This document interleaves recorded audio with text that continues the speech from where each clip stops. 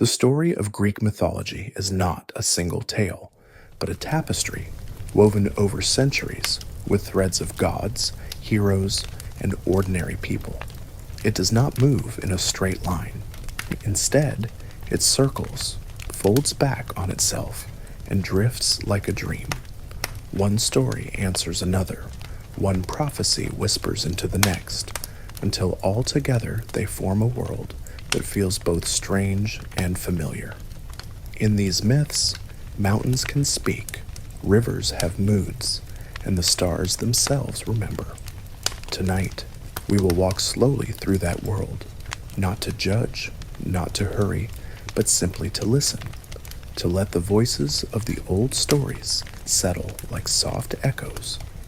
So if your eyes grow heavy as the words go on, that is as it should be. For these are not lessons, but lullabies.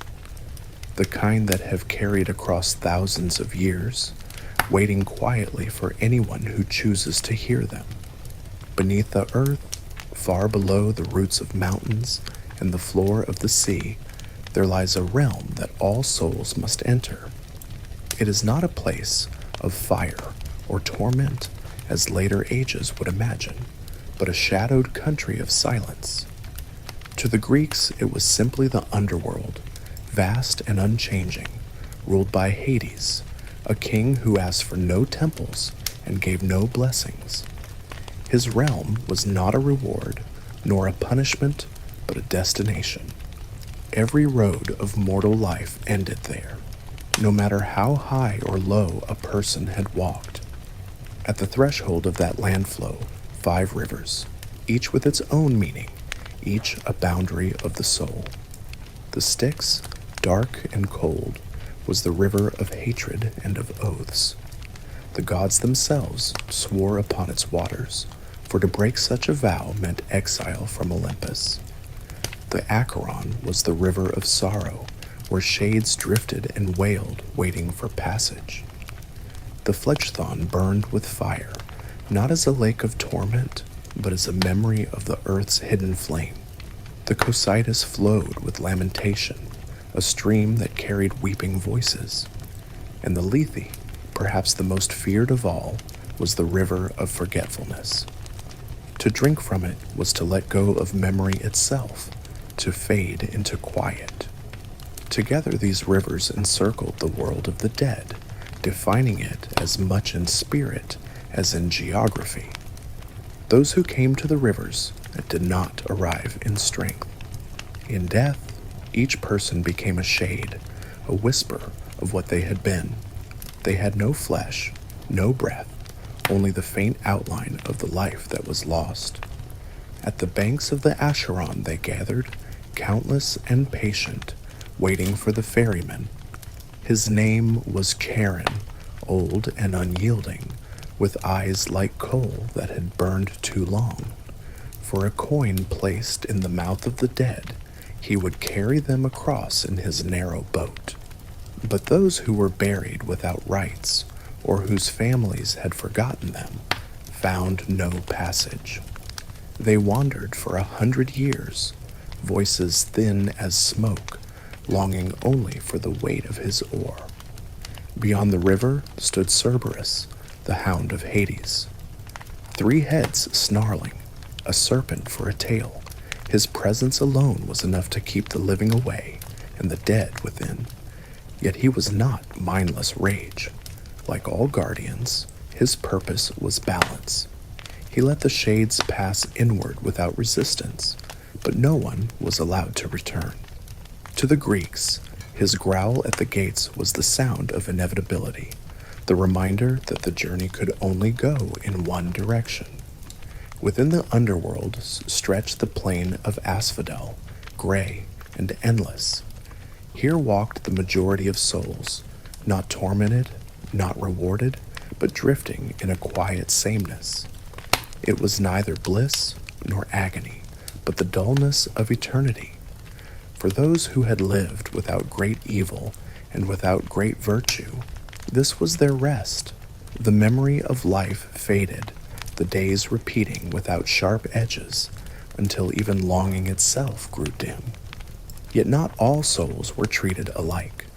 At the heart of the realm stood the judges, Minos, Rhadamanthus, and Iacchus. They weighed each shade, not with gold or lineage, but with the truth of a life lived. The wicked were sent to Tartarus, a pit deeper even than where the Titans lay. There, traitors and oath-breakers suffered punishments that matched their crimes. Sisyphus forever rolled his stone. Tantalus reached for food and drink that fled from him. Ixion spun endlessly on his wheel. These were warnings carved into eternity, examples of folly set before the living as much as the dead. For the rare few who had lived with honor, or who had been chosen by the gods, another path opened. Beyond the meadows of Asphodel lay the Elysian fields, bright with green, touched by spring that never ended.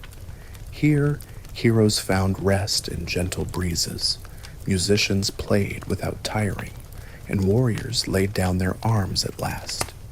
Some souls even chose to be born again, passing through the river Lethe to forget what they had been and to begin anew. This was the order of death as the Greeks imagined it, not a simple heaven or hell, but a layered realm as vast and complex as life itself. At its center ruled Hades, stern but fair, and beside him, Persephone, queen of the underworld. Together they held silence, a silence that was not empty but inevitable. For in the end, every soul came to the river's edge, laid down what it had carried, and entered the land where memory faded into shadow. The underworld was not always still. Even in that quiet land, one story reached upward, shaping the world above. It was the story of Persephone, the daughter of Demeter, who was taken into shadow and brought back again. And through her absence and return, the seasons were born. Persephone was a maiden of spring, her presence tied to blossoms and tender shoots. Where she walked, meadows opened, and where she laughed, the earth grew light. She was the joy of her mother Demeter, goddess of the harvest, who nurtured grain and vines, orchards and fields. Together they were the rhythm of life itself, one tending and one blooming, a cycle of care that seemed unbroken. But myths often remind us that nothing is unbroken forever. One day, as Persephone gathered flowers on a hillside, the earth opened beneath her. Out of the chasm rose Hades in his dark chariot, drawn by black horses. He took her swiftly, vanishing into the underworld before her companions could cry out. The meadow closed, the petals dropped, and silence fell on the place where she had stood. Demeter searched the world for her daughter. She wandered from mountain to plain, through villages and groves, torch in hand. She asked the rivers, the winds, the birds of the sky, but none could tell her where Persephone had gone. Her sorrow grew heavy, and in her grief she abandoned her gifts. Fields withered, seeds rotted in the ground. The warmth of the sun could not rouse the earth to green. Famine spread across the world, and men and women who once thrived on Demeter's harvest began to fade. At last, the truth was revealed. Helios, the sun who sees all, told Demeter that it was Hades who had taken her daughter. Demeter's grief turned to anger.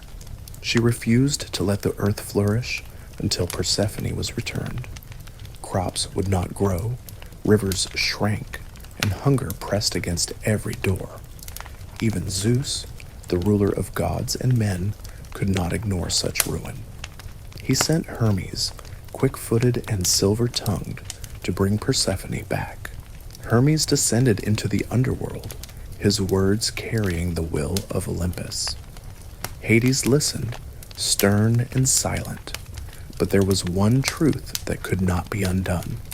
Before leaving, Persephone had eaten the seeds of the pomegranate, 6 by some tellings, 1 by others. And because she had tasted the food of the dead, she was bound to the underworld. She could not return to the surface forever.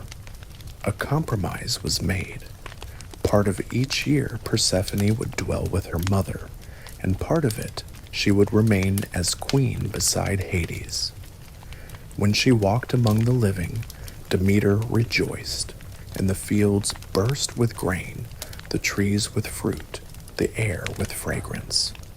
But when she descended, Demeter mourned, and the earth mourned with her. Leaves fell, winds grew cold, and the world sank into silence until Persephone's return. This was how the Greeks explained the seasons, not as a cycle of weather, but as the rhythm of love and loss. Spring and summer were reunion, bright and warm. Autumn and winter were absence, shadow and waiting. The world itself became an echo of a mother's grief and joy, of a daughter's passage between light and dark. Over time, Persephone's story deepened. She was no longer seen only as a captive, but as a queen in her own right. She walked beside Hades with calm authority, ruling among the shades. In the mysteries of Eleusis, the great secret rites of Demeter and Persephone, her descent and return were celebrated as more than the cycle of crops.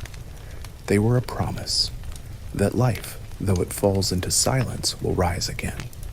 That death is not only an end, but also a return in another season, another form. And so Persephone lived in both worlds, above and below, light and shadow. Her footsteps marked the turning of the year. Her presence breathed into every field, every flower, every harvest. Through her, the Greeks saw that even in loss, there could be return. Even in darkness, a seed waited for spring. Among the Olympians, one god stood apart from the rest. He was not born into thrones of marble or crowned with the authority of storm and sea. His path was stranger, softer at times, and wilder at others. He was Dionysus, the twice-born, a god of wine and transformation, of joy and madness, of the line between order and chaos. His birth was unlike any other. Zeus had loved a mortal woman named Semele, but tricked by jealous Hera, she asked to see him in his true divine form. When Zeus revealed himself, the sight consumed her in fire. From her ashes, he saved their unborn child, sewing the infant into his own thigh until the time of birth came. And so Dionysus entered the world, not once, but twice. From the start, he belonged to both life and death, both joy and sorrow. Raised not on Olympus, but in distant groves and shadowed caves, Dionysus wandered. He traveled among nymphs and satyrs in the company of ivy and flute. Wherever he walked, vines curled upward and grapes ripened, and with them came the strange loosening of the human heart. He was not a god of war or harvest, but of the moments when boundaries blurred, when music carried the mind away, when laughter spilled over into frenzy, when sorrow dissolved into song. Not all welcomed him. Some kings barred his worship, calling it dangerous. Some mocked the wild dances of his followers, who sang and whirled in torchlight until they forgot their names. But Dionysus punished those who denied him. In Thebes, his mother's homeland, the young king Pentheus tried to forbid his rites. He sneered at the worshippers and arrested the god, not realizing who stood before him. Dionysus escaped with ease, and with a quiet smile, lured Pentheus into disguise. Dressed as a woman, curious to see the wild celebrations for himself, the king followed the god to the hills. There, in a frenzy of divine madness, his own mother, and a band of women mistook him for a lion. They tore him apart with their hands, and only when the spell lifted did she see her son's face. The city learned that night that Dionysus was not to be denied, yet his gifts were not only terror, he was also the patron of theater, of masks, and performance. At festivals in his honor, plays were performed, comedies and tragedies alike. Through actors, the Greeks could speak truths they would not voice in their own names. Behind the mask, they found freedom. In the story, they found reflection. It was Dionysus who allowed them to face sorrow and joy alike, wrapped safely in the shape of drama. Beyond public rites, his worships spread into mysteries. Secret gatherings promised rebirth, freedom from the cycle of suffering, glimpses of truths hidden from the waking world. To surrender to Dionysus was to step beyond the walls of ordinary life, to taste a joy so strong it blurred into fear. He was never a simple god. He brought happiness, but also frenzy. He granted freedom, but also shattered reason. In him, the Greeks saw the thin line that runs between ecstasy and madness, creation and ruin. And yet, for all his strangeness, they loved him, because he reminded them that life is more than order and duty. It is also laughter in the dark, song in the night, and the sudden rush of being alive. Before gods walked on mountains, before mortals planted fields, there was only a vastness without shape. The Greeks called it chaos, not in the sense of noise or confusion, but as an emptiness, a gap. It was the space before order, the breath before the first word. From that silence, the first presences began to stir, not born as people, but as principles, vast and simple. Out of chaos came night, deep and endless, and Erebus, the shadow that lay beneath all things. From their union came ether, the bright air of the heavens, and Hera, the daylight that follows dawn. In this way, darkness gave rise to light, and silence gave birth to sound. The world began not with thunder, but with the quiet rhythm of day and night, each returning in its turn. Then came Gaia, the earth itself. She was not merely soil or stone, but the vast ground on which all things rest. Her body was mountains, valleys, and rivers. Her breath was the wind that moved through forests. Gaia was the foundation of the world, a mother in the truest sense, carrying within her the possibility of gods and creatures yet to come. Beside her emerged Tartarus, the deep abyss, as far below the earth as the sky is above it. Tartarus was not a place of punishment at first, but simply the farthest depth, the opposite of light. Together with Gaia, it gave the cosmos its shape, above and below, surface and pit, a world with boundaries. Eros also appeared, the spirit of desire, not the gentle love of poems, but the force that draws one thing to another, that compels creation itself. With Eros present, Gaia began to bring forth children without a mate. First came the Aurea, the great mountains that pierce the sky, then Pontus, the deep sea, rolling and endless. With every new form, the world became fuller, its emptiness softened by shape and substance. In time, Gaia gave birth to Uranus, the starry sky. He stretched across her, vast and glittering, a dome of countless lights. Earth and sky lay together, bound in closeness. From their union came the first generation of Titans, immense beings who embodied the bones of reality, rivers, the oceans, the turning of the heavens. With them came the Cyclopes, one-eyed makers of thunder, and the Hecatoncheires, giants with 100 hands and 50 heads, too strange and too mighty for comfort. But Uranus feared his children. He pressed them deep into Gaia's body, refusing them space to grow. The earth groaned under the weight of her hidden offspring. In that darkness, discontent began to stir, and the pattern of conflict that would define the myths first took root.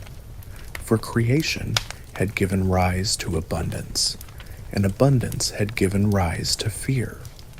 This was the world before gods took thrones or mortals lit fires. A place of beginnings, where light and shadow, earth and sky, desire and resistance first learned to move against one another. The Greeks imagined it not as history, but as mood, a dream of how the world might have felt when it was new. And though countless tales would follow, filled with names and deeds, all of them traced their roots back to this stillness, this first stirring, when chaos opened its hand and allowed the cosmos to begin. From the union of earth and sky came children vast and powerful, each one a force of nature given form. Gaia, broad and fertile, and Uranus, high and starry, brought forth the Titans, who embodied the foundations of the world. Oceanus encircled the earth in his endless stream. Hyperion bore the fire of the sun. Theia carried the glow of sight and shining stones. Coeus and Phoebe were the brilliance of intellect and prophecy. Rhea, Themis, Mnemosyne, and others carried law, memory, and the patterns of life. These beings were not yet gods in the way the Olympians would be. They were closer to elements, shaping the world simply by existing. But alongside them came stranger children. The Cyclopes were born, giants with a single eye, blazing in the center of their foreheads. They were not simple brutes, but makers, smiths whose forges would one day craft thunder and lightning. And then came the Hecatoncheires, beings of such scale and strangeness that even their names sounded heavy. Each had 100 arms and 50 heads, a vision so vast that words could not capture it. They were too much for the world, and too much for their father's pride. For Uranus feared his offspring. The Titans were strong, and the other children even more so. He pressed them down into the depths of Gaia, hiding them away inside the very earth that had given them life. The ground became heavy with their presence, and Gaia herself groaned beneath the weight. She loved her children, and to have them buried within her was a torment. The world was full of life, yet that life was stifled, denied the space it needed to grow. The Greeks told this part of the story with a sense of quiet tension. Uranus did not rage openly, nor did he shout. His rule was not gentle, but it was absolute. He sought to keep things as they were, fixed and unmoving, fearing what might happen if change were allowed to unfold. In his desire to preserve the heavens above him, he crushed the future beneath him. Gaia, in her pain, began to seek a way to ease the burden. She shaped stone into iron, crafting the first sickle, curved and sharp. She looked among her children for one who might use it, who might challenge the sky. Most shrank from the thought, unwilling to raise a hand against their father. Only Cronus, the youngest of the Titans, stepped forward. Ambitious and unafraid, he took the sickle from Gaia's hand and waited in silence for the moment to strike. This act, though still hidden in shadow, marked the beginning of division. The world that had been whole, earth and sky together, was preparing to split. The endless closeness of Uranus pressing down upon Gaia would give way to distance, to separation, to conflict. In this way, the myths suggested that change, even painful change, was necessary. Without it, the world could not unfold. The story of Uranus and his children was not just a tale of cruelty, but of the struggle between holding on and letting go, between the weight of the past and the possibility of the future. In that tension lay the first hint of rebellion, the first spark of freedom, though it would come at a cost. The heavens had ruled the earth, but the earth was ready to answer. In the stillness of night, the plan was set in motion. Gaia's sorrow had grown too heavy, and her gift of the sickle lay in the hands of her youngest son. Cronus waited in the shadows, patient and watchful, while Uranus descended to lie upon the earth once more. The stars wheeled quietly overhead, unaware of what was about to unfold. With steady resolve, Cronus lifted the sickle. It was not a weapon of war, but of separation.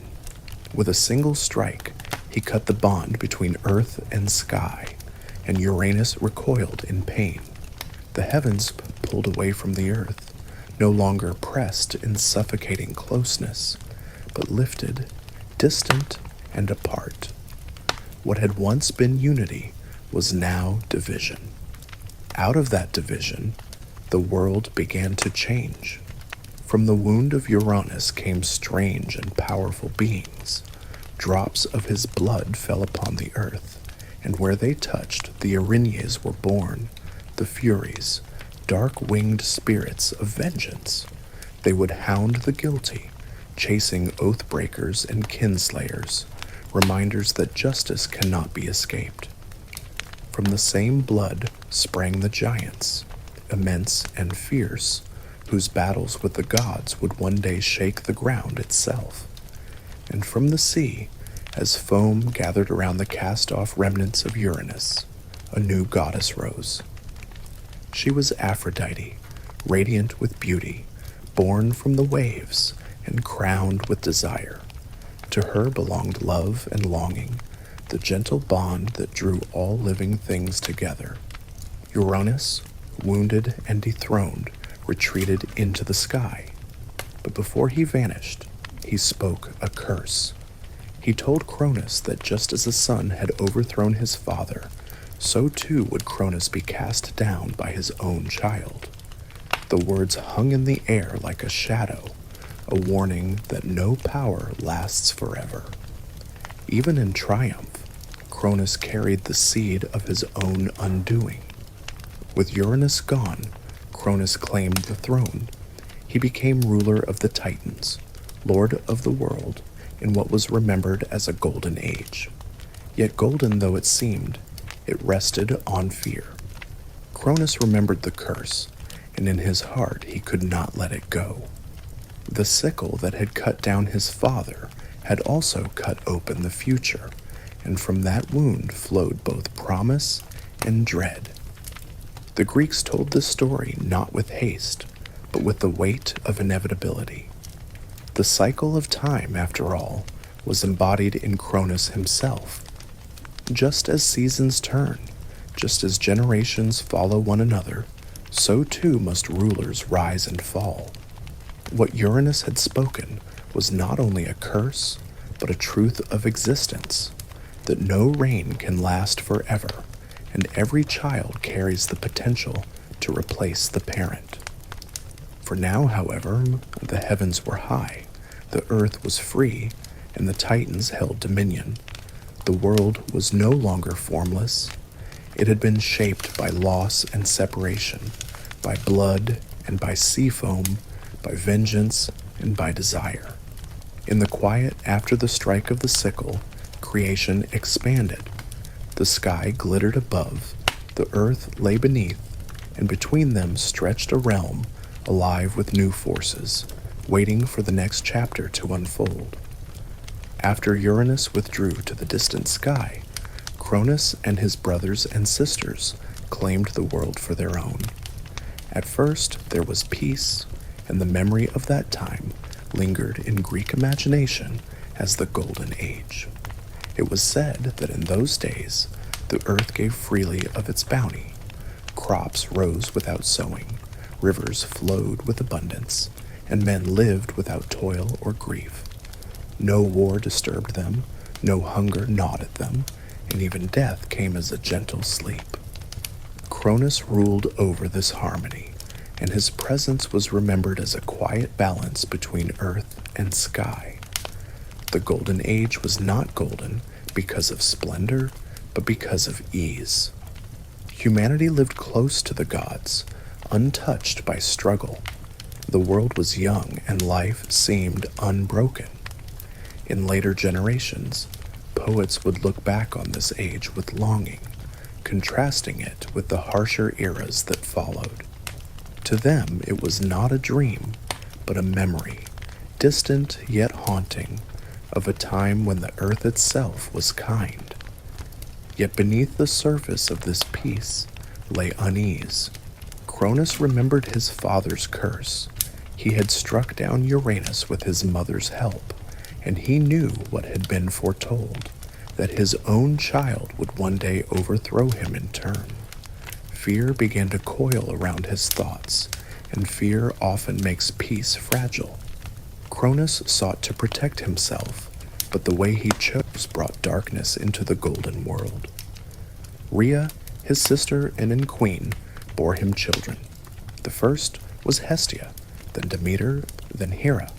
After them came Hades and Poseidon. Each child was strong, radiant, with a spark of divinity.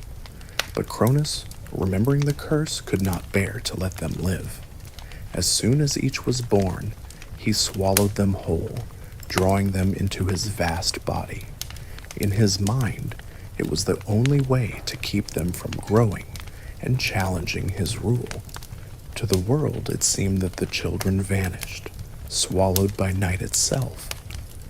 Rhea grieved, but she could not stop him. With each birth, her sorrow deepened, until at last she turned to Gaia and Uranus for counsel. They whispered to her a plan, one that would save her youngest child. When her final son was born, she wrapped a stone in swaddling cloth and gave it to Cronus. Without question, he swallowed it, believing the curse had been kept at bay once more. But the real child was hidden away, carried in secret to the island of Crete. There, in a cave on Mount Ida, the infant Zeus was nurtured in secret. Some stories say nymphs cared for him, feeding him milk and honey.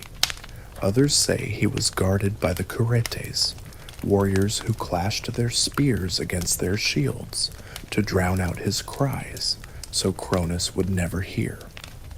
While the world above rested in its golden stillness, the seed of change was growing in shadow.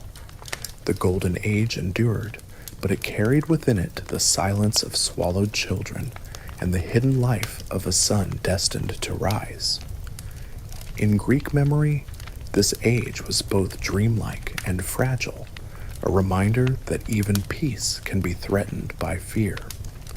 Cronus had sought to secure his reign, but by trying to escape the fate spoken by Uranus, he had already set it in motion. For deep in the cave of Crete, Zeus was growing, and with him grew the certainty that the golden age would not last forever. Hidden in the cave on Crete, Zeus grew strong. The years passed quietly, but strength gathers even in silence. When he was grown, he set his mind to freeing his brothers and sisters who still lay trapped within the body of Cronus. With cunning, he sought out Metis, a daughter of Oceanus known for her wisdom. She gave him a potion, bitter and sharp, that would force his father to yield what he had swallowed. Zeus returned to his father's hall, and in the guise of a servant, offered Cronus the draught. The king drank deeply, never suspecting. At once he convulsed, and from within him came the children he had swallowed long before. Hestia, Demeter, Hera, Hades, and Poseidon tumbled out, whole and living, restored to the light. Reunited at last, the 6 siblings formed a bond that could not be broken. They swore to stand together against the old order of the Titans. The war that followed was called the Titanomachy, the battle between the old gods and the new. For 10 years, the struggle shook the earth and rattled the sky. The Titans, led by Cronus, fought with raw power and the weight of their age. But Zeus and his siblings fought with determination, joined by allies who had long been imprisoned. From the depths of Tartarus, they released the Cyclopes and the Hecatoncheires, long held down by Uranus's fear. Grateful for their freedom, these beings gave mighty gifts in return. To Zeus they gave the thunderbolt, a weapon of fire and storm, sharp as lightning and final as thunder. To Poseidon they granted the trident, which could stir the seas and shake the earth itself. To Hades they gave a helmet of invisibility, a cloak of shadow that allowed him to move unseen. With these gifts, the younger gods gained strength beyond measure, a balance to the Titans' ancient might. The battles raged across mountains and valleys, but in the telling, the Greeks made them less of a war of strategy and more of a clash of forces. Storms broke, the earth trembled, seas boiled, and the sky split with fire. The 100-handed giants hurled stones as large as mountains, and the roar of battle echoed from horizon to horizon. Yet through it all, Zeus stood at the center, hurling thunderbolt after thunderbolt, his will unyielding. At last, the Titans fell. One by one they were cast down, defeated by the combined strength of the Olympians and their allies. The war ended not with celebration, but with exile. The Titans were bound in chains of adamant and hurled into Tartarus, deeper than sight, where the Hecatoncheires were set as their guards. Cronus, once king, was gone, his reign ended by the son he had feared. The cosmos was changed. No longer did the Titans rule in their vast stillness. The world had been reshaped by struggle, by thunder and fire, and a new generation now held dominion. Zeus and his siblings stood victorious, but victory carried weight. They had remade the order of the universe, and from that day forward, the Olympian gods would rule, their voices echoing from the high peaks of Olympus itself. When the war was over, the world lay quiet once more. The thunder had passed, the mountains ceased their trembling, and the seas grew still again.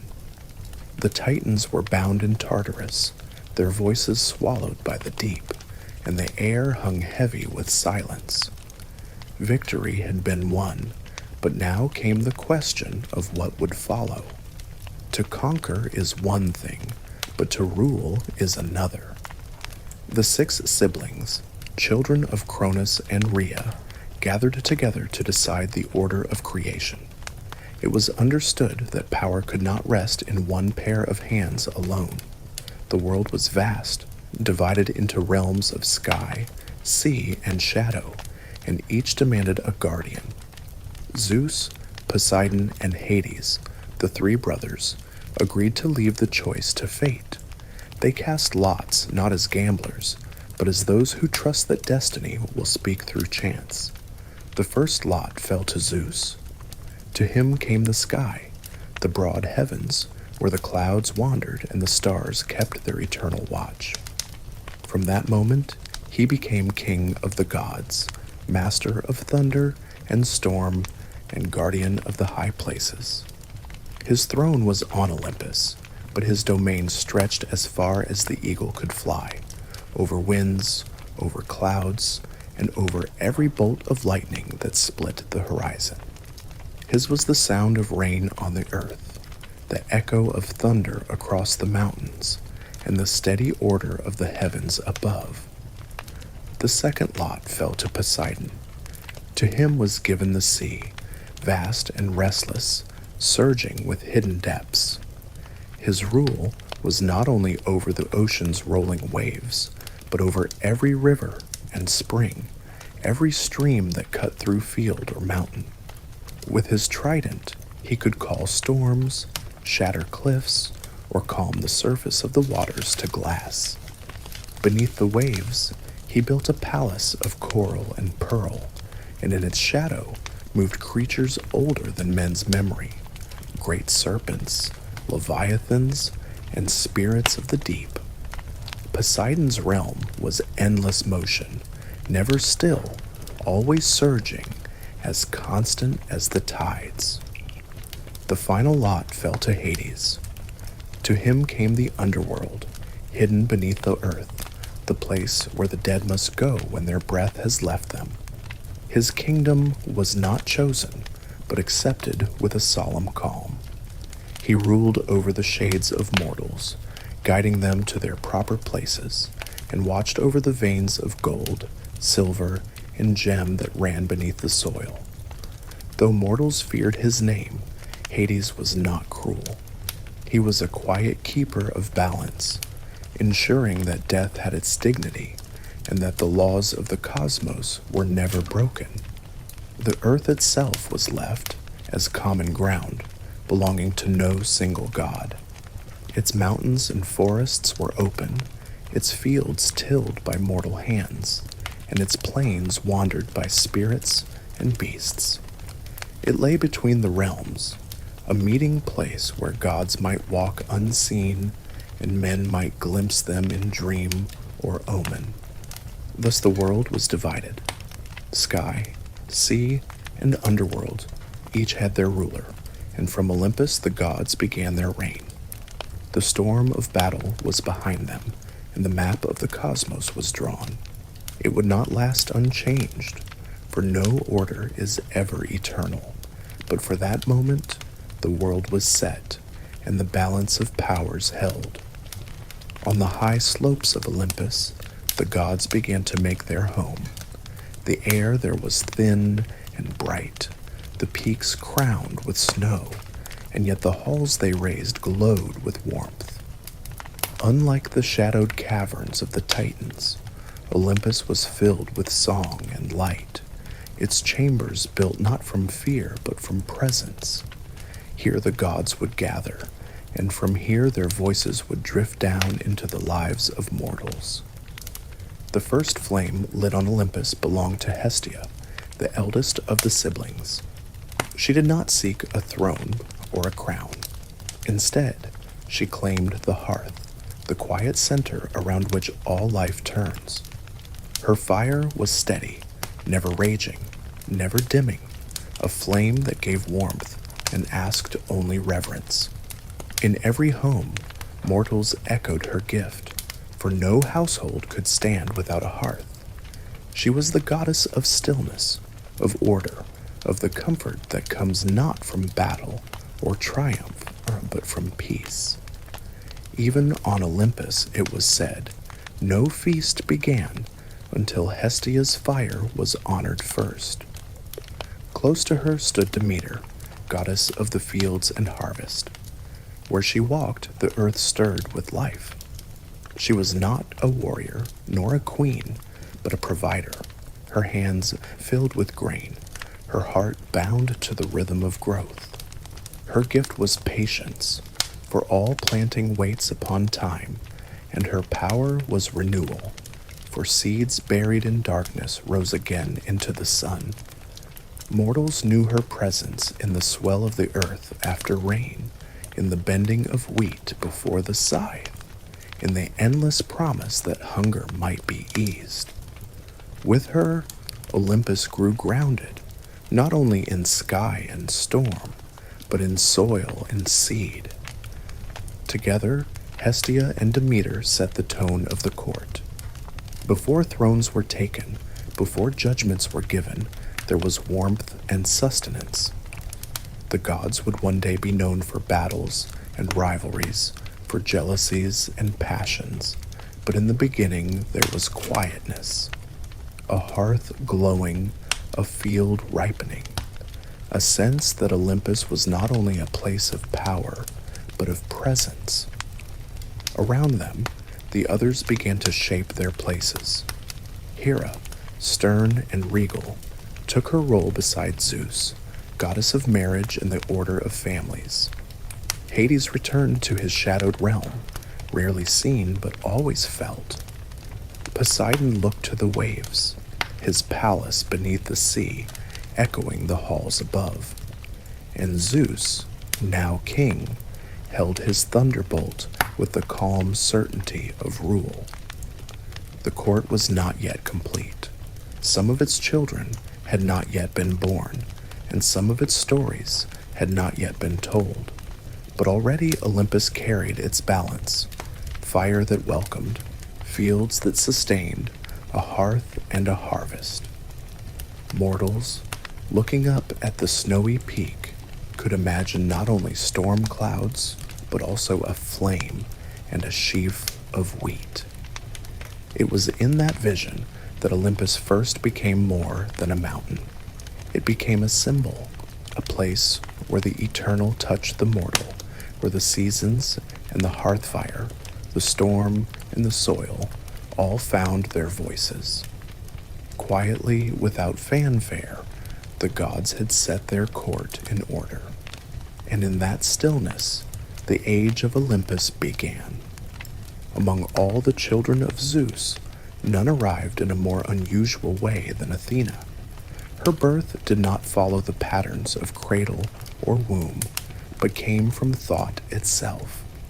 In the early days of Olympus, Zeus was troubled by a great pain in his head. It grew sharper with each passing day, like a storm pressing behind his eyes. Seeking relief, he called upon Hephaestus, the smith of the gods, who with his hammer split open the king's skull. From the wound came not blood, but brilliance. Out stepped Athena, fully grown, clad in armor, shield in hand, eyes bright and steady. She did not cry as infants do. She did not stumble as children do. Instead, she stood tall, calm, and already wise. Born of thought, she carried with her the sharpness of reason, the clarity of vision, and the balance of judgment. Athena was not only a goddess of war, though she bore spear and shield. Her warfare was not the reckless charge, not the delight of bloodshed, but the order that follows careful planning. She favored strategy, the patient maneuver that spares lives while winning battles. In this she differed from Ares, the god of raw fury, who thrived in the chaos of combat. Where Ares was noise and destruction, Athena was quiet discipline. Where he left ruin, she left structure. Her gifts extended beyond the battlefield. To mortals, she offered craft and skill, the weaving of cloth, the shaping of tools, the building of cities. It was said that the olive tree was her creation, a gift to Athens that gave food, oil, and wood, a symbol of usefulness and endurance. In her, wisdom was not distant or abstract but practical, present in every hearth, in every loom, in every thoughtful decision. The people of Athens, who bore her name, raised temples in her honor and carried her image into their laws and councils. They saw in her a reflection of their own striving for order, for a city built not only on strength, but on knowledge. In the stories, she was often a guide to heroes, whispering counsel in their moments of trial. Perseus, Jason, and Odysseus all felt her hand, not as a rescuer who did their work for them, but as a steady voice reminding them of what they already knew. Athena's presence on Olympus gave balance to the court. She did not rule with thunder as Zeus did, nor with the pull of the tides as Poseidon did. She brought clarity, a reminder that the mind has its own kind of power. In her, mortals found the hope that wisdom might carry as much weight as force, that calm might withstand chaos. Her birth from the mind of Zeus was more than a story. It was a lesson, softly told, that thought itself can be creative, that from reflection can come strength, and from reason can come peace. And so, as Olympus grew louder with rivalries and desires, Athena remained a quiet counterpoint, the still center in the storm. From the same birth came two very different lights. Leto, beloved of Zeus, wandered far and wide before she found a place to give life. Hera, jealous and unyielding, forbade every land to receive her. At last the floating island of Delos welcomed her, and there she bore twins who would mark the world with both brilliance and shadow. The first was Apollo, golden-haired, radiant as dawn. From his earliest days he carried the sound of music, the curve of the lyre, and the glow of prophecy.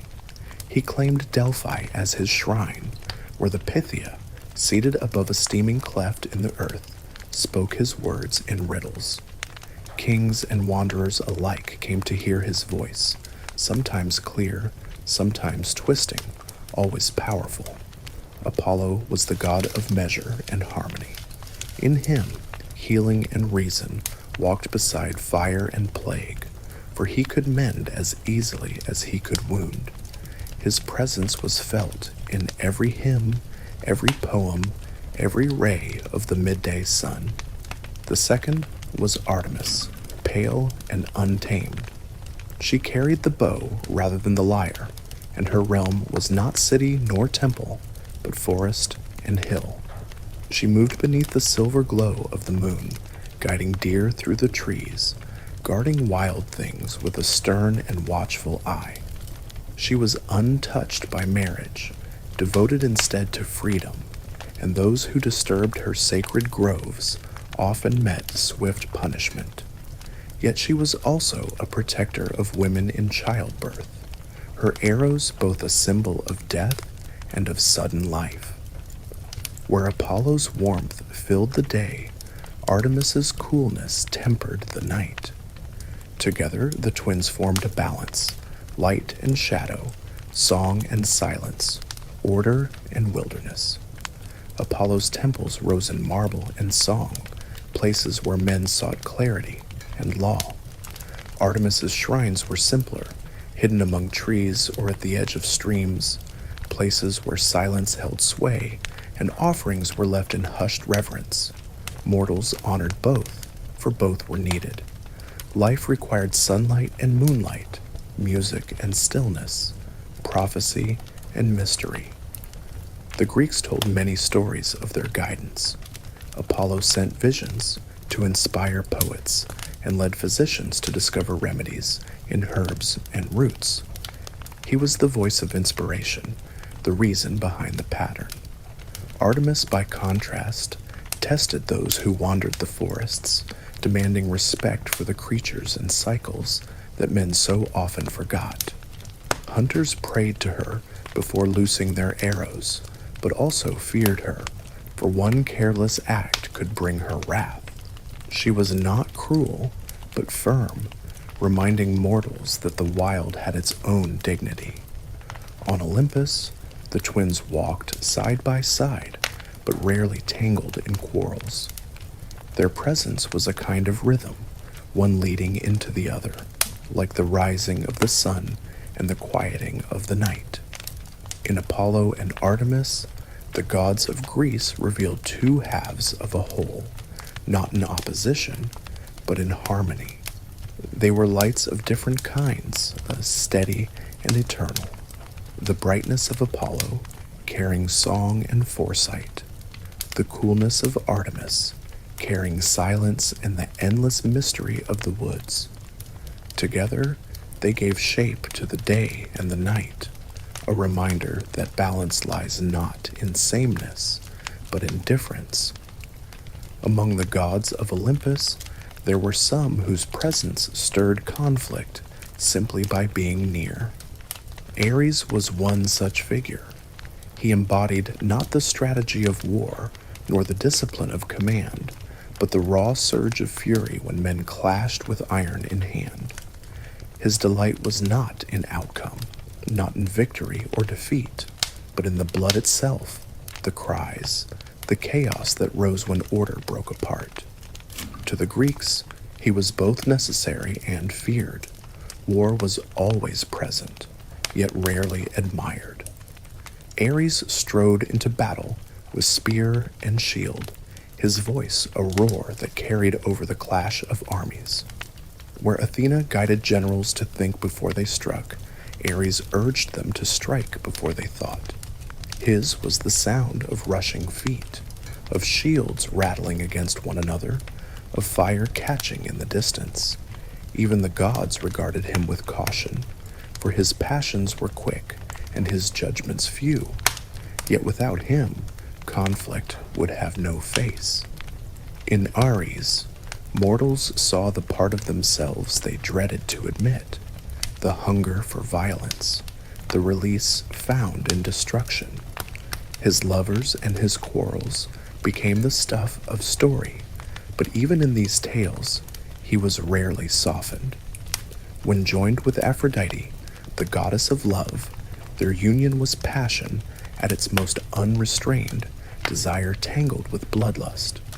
In one tale, Hephaestus, the smith of the gods and Aphrodite's husband, caught the pair in a cunning net of bronze, holding them fast for all Olympus to see. The gods laughed, but the laughter was uneasy, for it showed how close beauty and violence often ran, how little distance there was between love and ruin. Hephaestus himself could not have been more different from Ares. Where the god of war thrived in noise, the smith thrived in silence broken only by the strike of hammer on metal. He was the god of fire, but not the consuming blaze of destruction. His was the steady heat of the forge, the patient glow that softened iron and gave it shape. Born lame and cast down from Olympus in some versions, he returned not with vengeance, but with skill. His hands, though marked by toil, could shape wonders beyond compare. Hephaestus crafted weapons for the gods, armor that gleamed with divine fire, and palaces that shone with impossible light. The chains that bound Prometheus, the chariot of Helios, even the thunderbolts of Zeus bore his mark. Yet he was not only a god of tools and arms. He gave mortals the knowledge of metalwork, the craft of shaping what the earth yielded into something lasting. Where Ares scattered, Hephaestus built. Where Ares roared, Hephaestus labored. The one burned quickly, the other glowed steadily. On Olympus, their presence offered a strange balance. The fury of Ares reminded mortals of the cost of violence, while the patience of Hephaestus reminded them that fire could also create. Both were children of Hera in some tellings, but they represented two different fates. In one, a world torn apart by fury. In the other, a world held together by craft. The Greeks did not always favor Ares, for his gift was bitter, but they honored him nonetheless, knowing that wars would come whether invited or not. Hephaestus they honored more quietly, in every smithy, in every tool, in every spark struck from stone. Between the two, war and forge, destruction and creation, the world found its rhythm. One was a cry, the other an echo, and in their contrast, Olympus revealed that even fire could speak in different tongues.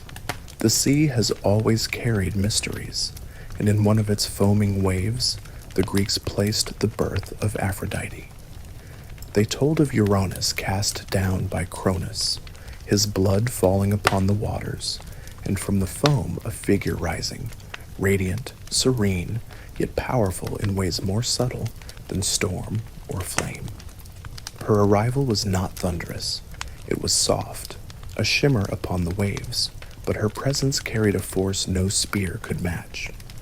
For she was desire itself, the pull that draws hearts together, the current beneath every choice, the thread woven through both joy and ruin.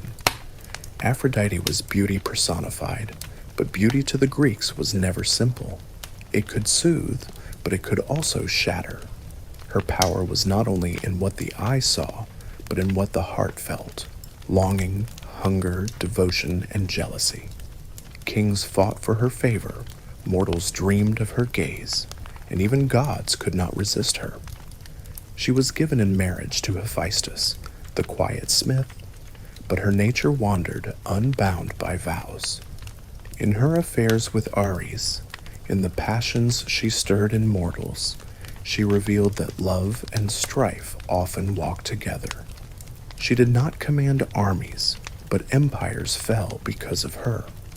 Helen of Sparta, the most beautiful woman in the world, was said to have been promised to Paris by Aphrodite herself. From that gift came the Trojan War, a conflict that burned for a decade. To the Greeks, this was no contradiction. Desire could heal or destroy, raise cities or ruin them. The goddess of love was not merely a gentle figure. She was a reminder that beauty changes the world, whether for peace or for fire. Yet her presence was not only turmoil. In the laughter of lovers, in the softness of spring blossoms, in the harmony of bodies and voices, she was honored with hymns and garlands. Sailors prayed to her for safe passage, brides invoked her name, and sculptors carved her form with reverence. She was the whisper in every heart, shaping choices far more deeply than fear or hunger. If Aphrodite wove the threads of desire, Hermes was the one who carried them across boundaries. The swift son of Zeus and Maia, he was born at dawn and by evening had already stolen cattle from Apollo. Clever, quick, and never still, Hermes became the god of travelers, messengers, merchants, and thieves alike.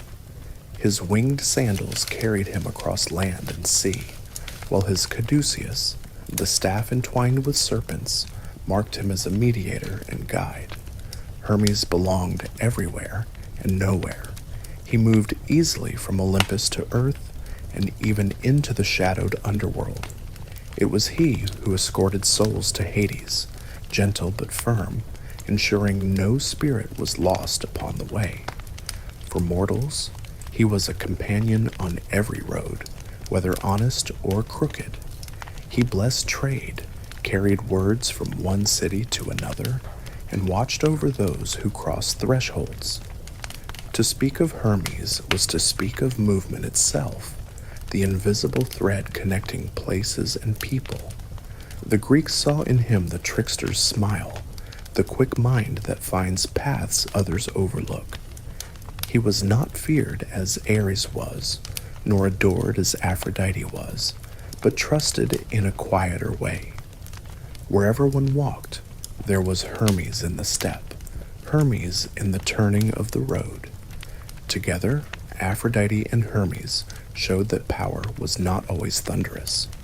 It could be a glance, a word, a crossing from one place to another, desire and movement, beauty and passage, foam and thread.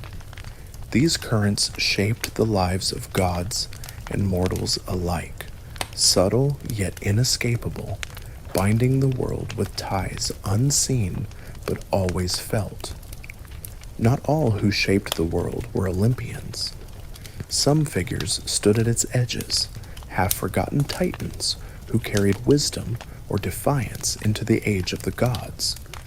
Among them was Prometheus, whose name means foresight, a being who sided with Zeus in the great war against the Titans, but who later found himself in conflict with the new rulers of the cosmos.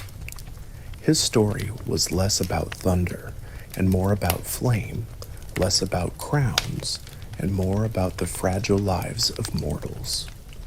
The Greeks told that it was Prometheus who fashioned mankind. From clay he shaped their forms, from river water he softened them, and from the breath of spirit he gave them life. Men stood upright, not crawling like beasts, and their eyes looked toward the sky as if already yearning for more. Yet the creatures he had made were weak, bare of claw or fur, unable to defend themselves against storm, cold, or hunger. Prometheus pitied them, for he had given them form without giving them strength. It was then that he turned to the gods, seeking gifts for his creation. But Zeus was wary. He wished to keep mankind dependent, small and trembling beneath Olympus, offering sacrifices but never rising above their station. Tools, knowledge, and above all fire were withheld. To deny fire was to deny warmth, metal, and the spark of civilization itself. Without it, men would remain helpless, little more than shadows moving across the earth. Prometheus did not accept this. Out of compassion, or perhaps defiance, he stole fire from the heavens. Some say he lit a torch from the chariot of the sun, others that he carried a spark within a hollow fennel stalk. However it was done, the deed was the same. He brought the flame down to earth and placed it in the hands of mortals. Suddenly, they were no longer cold. They forged bronze into weapons and plows. They built hearths that held the night at bay. They cooked their food, tempered their tools, and raised their eyes higher still. With fire came art, memory, and the first glow of human power. But Zeus saw the theft, and he did not forgive. For Prometheus, he devised a punishment both cruel and enduring. The Titan was chained to a rock upon a lonely mountain, and there each day an eagle descended to feast upon his liver. Each night the organ grew whole again, and with dawn the torment began anew. Only when Heracles, generations later, came to that place would Prometheus at last be released. Zeus's anger did not fall upon Prometheus alone. For mankind, too, he shaped a countergift. He ordered Hephaestus to mold a woman from clay, and the other gods adorned her with beauty, skill, and charm. Her name was Pandora, meaning all gifted. She carried with her a jar, later told as a box, sealed with secrets. When it was opened, the contents spilled out: disease, toil, sorrow, and every burden that clings to human life. From that moment, the world was no longer gentle. Pain and struggle entered into every household, every field, so every journey. Yet the jar did not empty completely. At its bottom lay one final thing: hope. Some say it remained trapped within, never reaching mankind. Others say it was released, a small light to balance the darkness. The Greeks left the question unanswered, as if even they could not decide whether hope was a gift or another illusion. So the tale of Prometheus and Pandora explained both the rise of human strength and the weight of human suffering. Fire burned in the hearth, but shadows lengthened beside it. Men and women carried not only the spark of creation, but also the knowledge that every gift comes with its cost. The poets told that mankind did not live always as it does now. The world had seen many races of men, each born into its own season, each rising and falling in turn. Their stories were not only history, but a way of marking the passage of time, a rhythm of growth and decline that echoed the cycles of the earth itself. The first was the Golden Age. These were the children of Cronus, who lived before sorrow touched the world. The fields gave food without labor, rivers flowed with sweetness, and the air itself seemed softer. There was no war, no toil, no need to count the hours of the day. When their lives ended, it was not in fear or pain, but as if they drifted into sleep, their spirits becoming guardians of the earth, whispering kindly to those who followed. In memory of them, the Greeks imagined a time of innocence, a lullaby sung to a cradle long gone. After them came the Silver Age, born under Zeus. These men were not as noble as their golden forebears. They lingered long in childhood, foolish and dependent, unwilling to honor the gods who watched over them. Their lives were shorter, their days marked by quarrels, and they forgot gratitude. When they died, they did not become gentle guardians, but restless shades, fading into the underworld without memory. Their age was a warning that gifts unappreciated soon wither. Then came the Bronze Age. Strong and fierce, these men were born from ash trees, their arms made for battle, their hearts filled with iron will. They built no cities, sang no songs, tilled no fields. Their hands gripped weapons, and their lives ended quickly, consumed by war. They left behind not stories of peace, but echoes of violence. Even the poets spoke of them with a kind of weariness, as if to remember them was to hear again the clamor of endless strife. Yet after the bronze came a gentler race, the heroic age.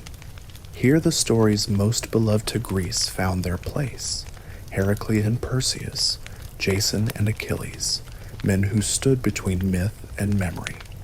This age was a brief brightness, a pause in the descent, where greatness shone like a torch against the dark.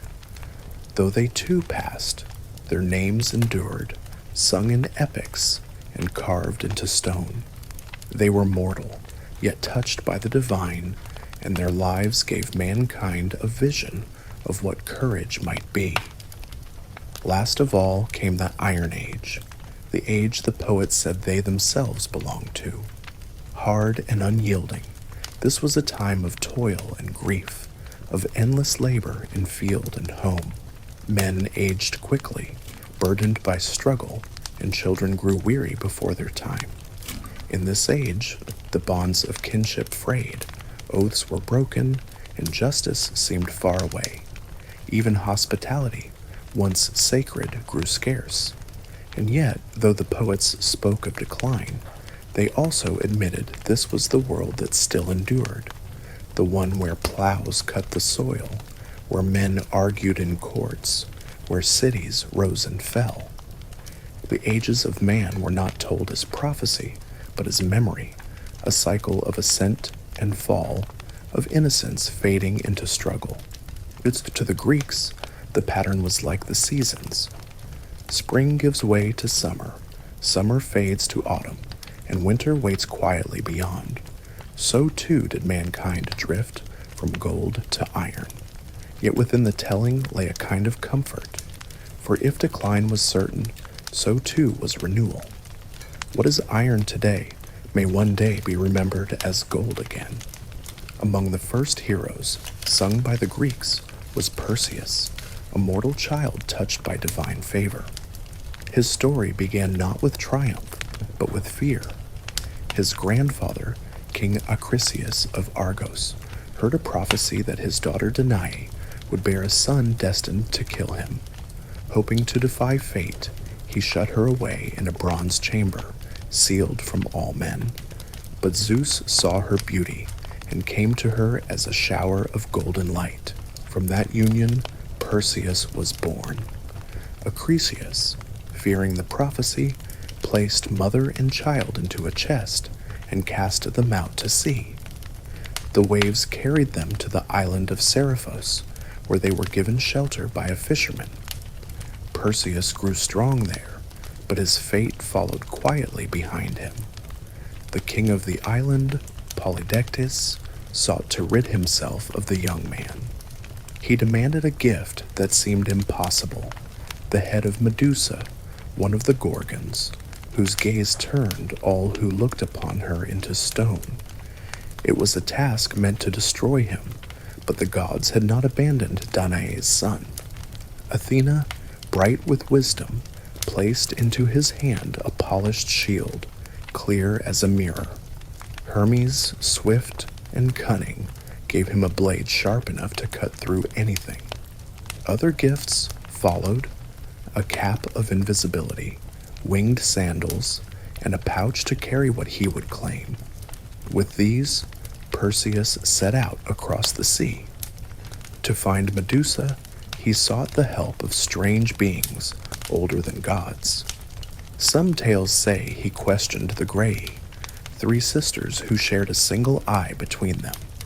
By taking their eye and demanding guidance, he learned the way to the Gorgon's lair, a place where the sea beat against bleak cliffs and stone figures stood frozen in eternal silence. There Medusa waited, serpent-haired, her face terrible to behold. Perseus did not look upon her directly. He raised Athena's shield and watched only her reflection. Step by step, he approached, the mirrored image guiding his hand.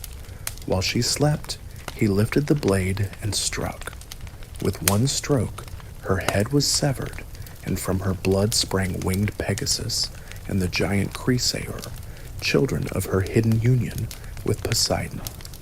Perseus placed the head into his pouch, careful never to meet its gaze, for even in death it held its power.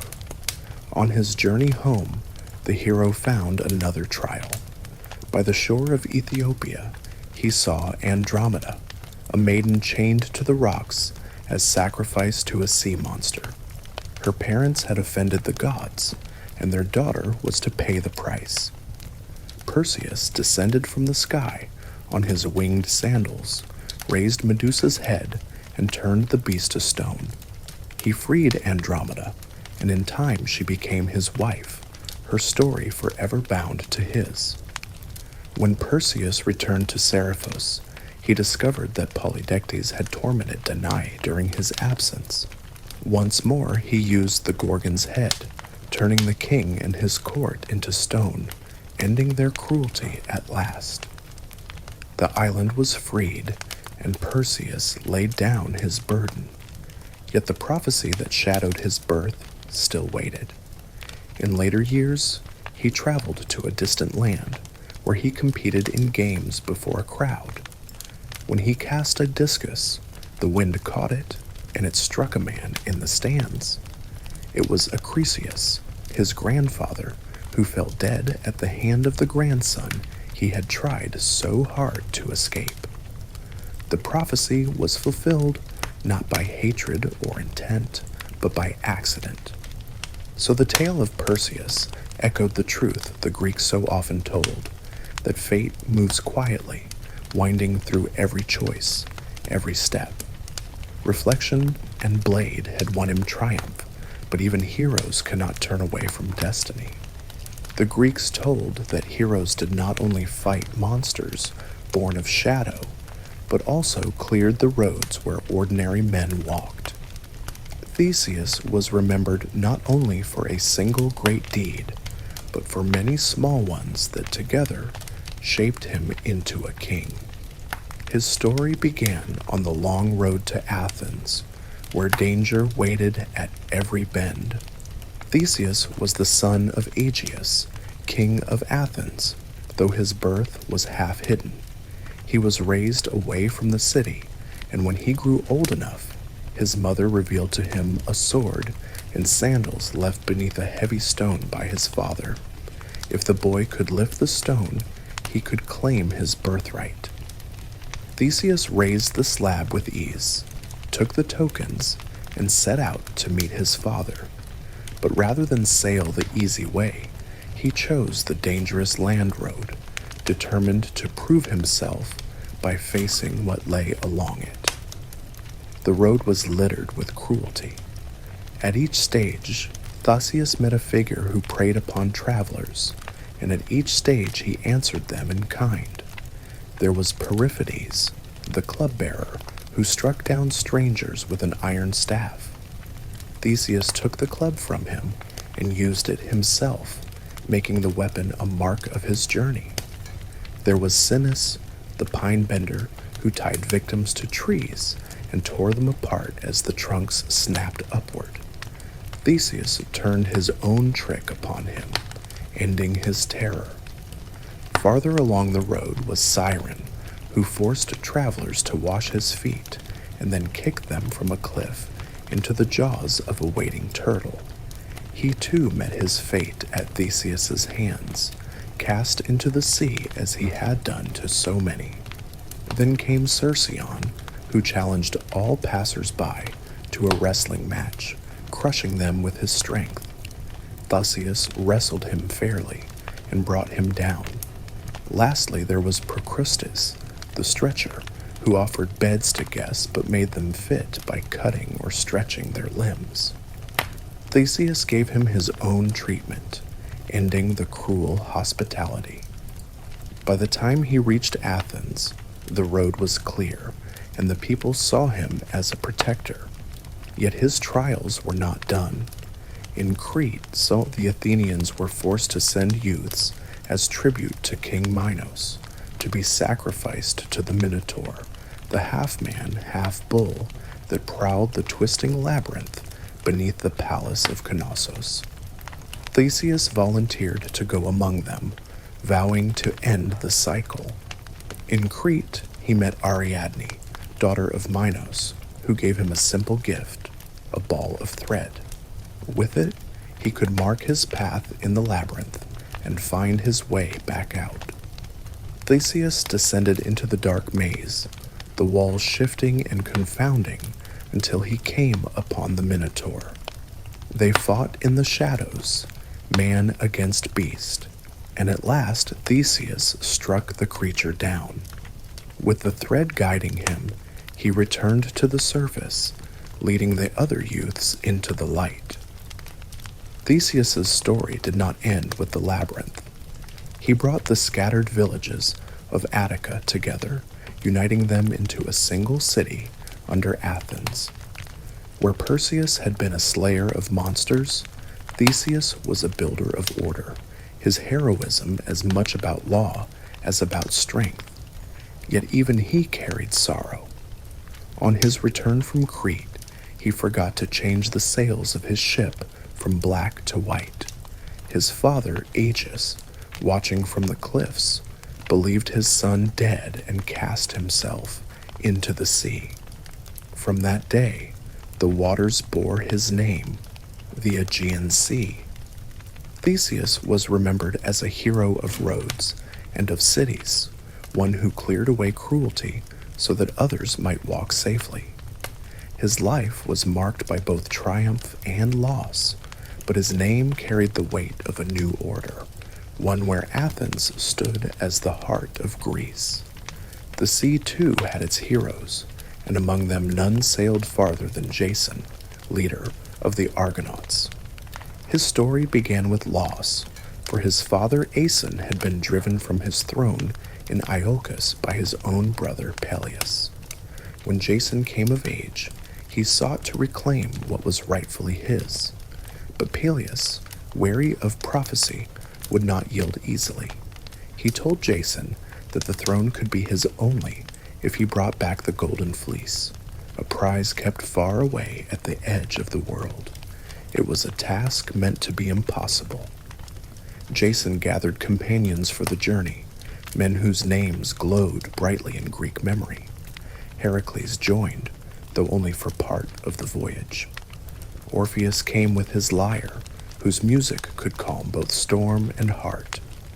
There were Castor and Polydeuces, the Dioscuri, famed for skill in battle. In all, 50 heroes took their seats upon the benches of the ship Argo, its timbers cut from sacred oak that could speak with a human voice. With every stroke of their oars, the vessel seemed alive, guided not only by muscle, but by fate itself. The voyage was long, filled with islands and trials. Their first notable stop was at Lemnos, an island where only women lived. They had slain their husbands for neglecting them, and when the Argonauts arrived, the women welcomed them warmly. Jason and his crew lingered, but the voice of the ship urged them onward, reminding them that their task was not pleasure, but destiny. Later they came upon Phineus, a blind prophet cursed by the gods. Each time he tried to eat, the harpies descended, snatching his food and fouling what remained. The Argonauts pitied him, and with the help of winged sons of Boreas, they drove the harpies away. In gratitude, Phineus revealed to them the path ahead, warning of the simple gates, the clashing rocks that crushed anything caught between them. When they reached those terrible straits, the crew released a dove. It flew swiftly through, and though its tail feathers were clipped, it survived. Taking this as a sign, the Argonauts rowed with all their might. The sea surged, the rocks trembled, but the Argo passed through, losing only a scrap of stern timbers. Behind them, the rocks froze forever, their danger ended, and the heroes pressed onward. At last they reached Colchis, where the golden fleece hung in a grove, guarded by a sleepless dragon. Aias, king of the land, promised the fleece only if Jason could yoke fire-breathing bulls and sow a field with their teeth. From the teeth sprang warriors, armed and ready, but Jason cast a stone among them, and in confusion they turned against one another until none remained. Even so, the dragon still kept watch. It was Medea, daughter of Aias and skilled in sorcery, who came to Jason's aid. She gave him herbs to lull the beast and guided him through the shadows. Together they stole the fleece, its golden wool gleaming like captured sunlight, and fled into the night. The journey home was long and troubled, marked by both triumph and sorrow, for Medea's aid would come at a great cost. But in the telling, the voyage itself was what endured, 50 men rowing as one, their ship guided by voice and fate, their oars cutting through seas both calm and storm. Jason's quest, like many of the Greeks' great tales, was less about the prize and more about the journey, a reminder that to sail together was itself a kind of victory. Jason had won the Golden Fleece, but the cost of his victory was not measured only in danger faced at Colchis. It was written in the choices made, in the bonds forged, and in the ashes left behind. Medea, daughter of King Aias, had been his greatest ally. With her knowledge of enchantments, she gave him the means to subdue the fire-breathing bulls, to sow and overcome the earth-born warriors, and at last to lull the sleepless dragon. Without her, Jason's quest would have ended in failure, but in standing with him, she turned her back on her father and her home, and the weight of that betrayal would linger. When the Argonauts fled Colchis with the fleece, Aias pursued them with his ships. To slow his advance, Medea made a terrible choice. She took her young brother Absyrtus with her, and when the king drew near, she slew him. Scattering his remains into the sea, she forced Aias to halt his chase, gathering the fragments of his son. The Argo escaped, but the deed cast a shadow that could not be undone.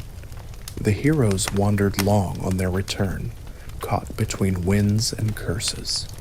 They stopped in strange lands, some welcoming, some hostile. In every tale of their voyage home, Medea's presence was both blessing and burden. Her cunning saved them, yet her deeds haunted them. At last, through many trials, they reached Iolcus.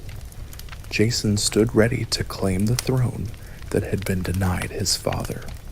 But Peleus, the usurper, would not yield so easily. Here again, Medea's craft came into play.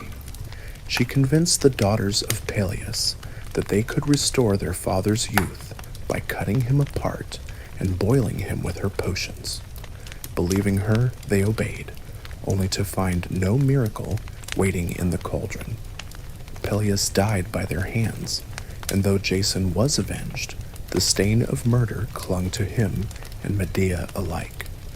Exiled from Iolcus, the pair journeyed to Corinth, where they lived for a time as husband and wife, raising children, building a fragile peace. But Jason's ambition did not rest. In Corinth, he sought to wed the daughter of the king, casting Medea aside as though her love and sacrifices were dust. It was this betrayal that broke her. In grief and fury, she struck in the most devastating way. She sent a poisoned garment to Jason's new bride, and when it was worn, the young woman was consumed by fire. The king, trying to save her, died as well. But Medea's vengeance did not end there. To wound Jason beyond all healing, she took the lives of their children, denying him any legacy. Then, carried away in a chariot drawn by dragons, she vanished from Corinth, leaving Jason ruined, his dreams reduced to ashes. The tale of Jason and Medea was no simple story of victory. It was a warning, etched into memory, a reminder that ambition, when driven by pride and aided by love turned bitter, can bring ruin as great as any monster. The Golden Fleece had been won, but the cost was greater than the prize.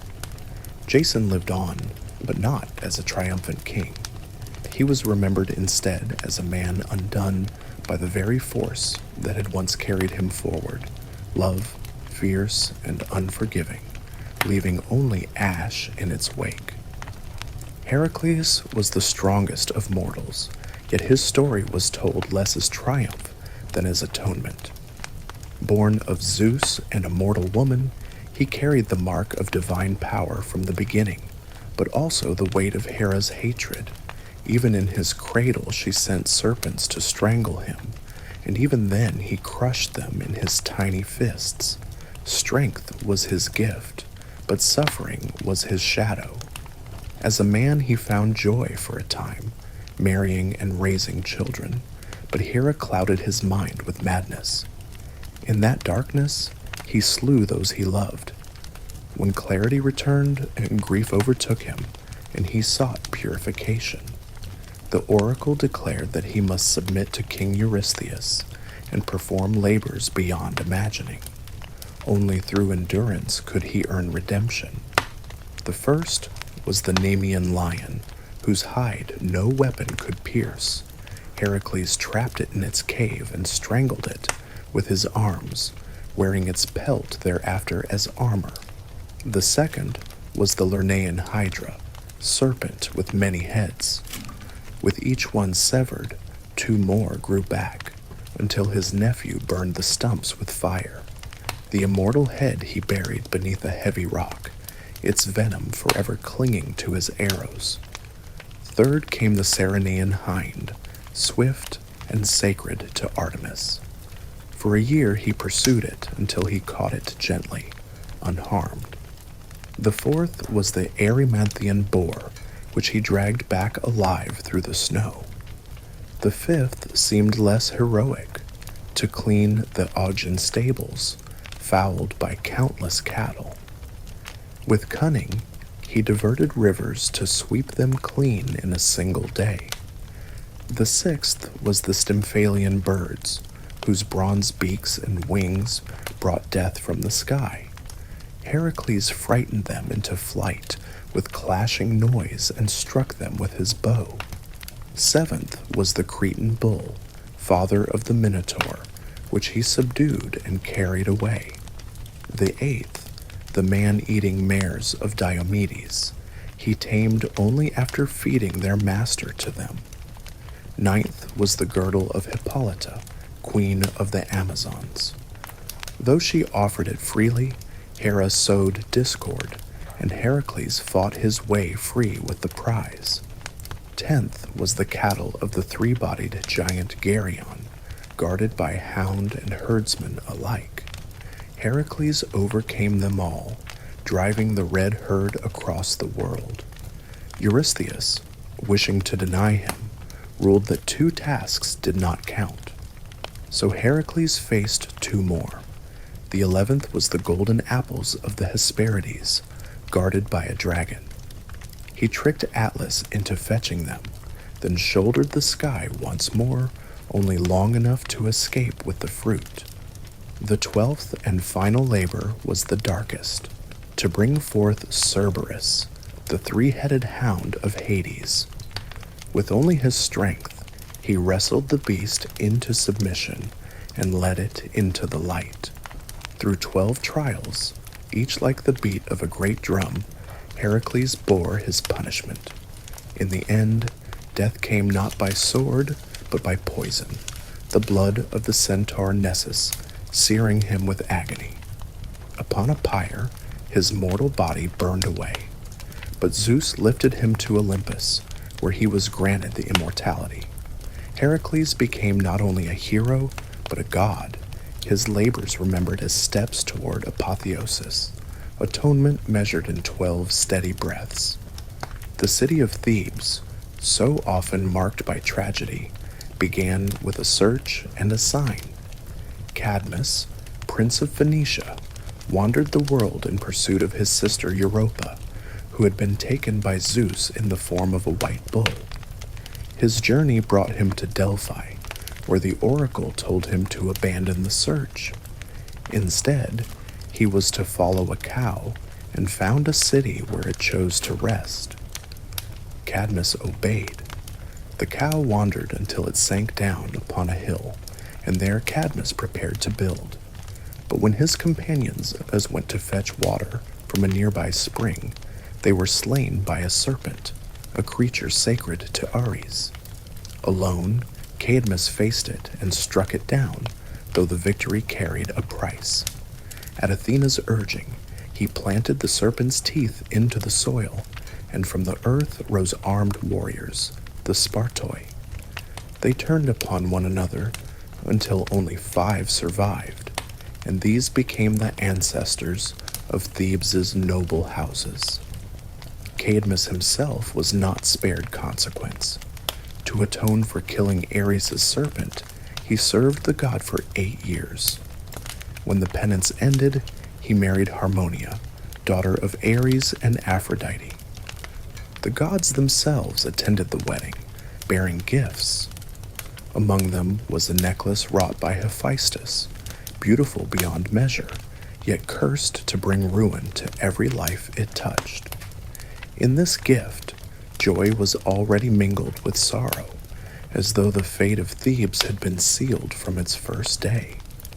The line of Cadmus carried both grandeur and grief. His daughters met cruel ends, each echoing the shadow of divine entanglement. Semele, beloved of Zeus, perished when tricked into demanding he reveal his true form, consumed by fire.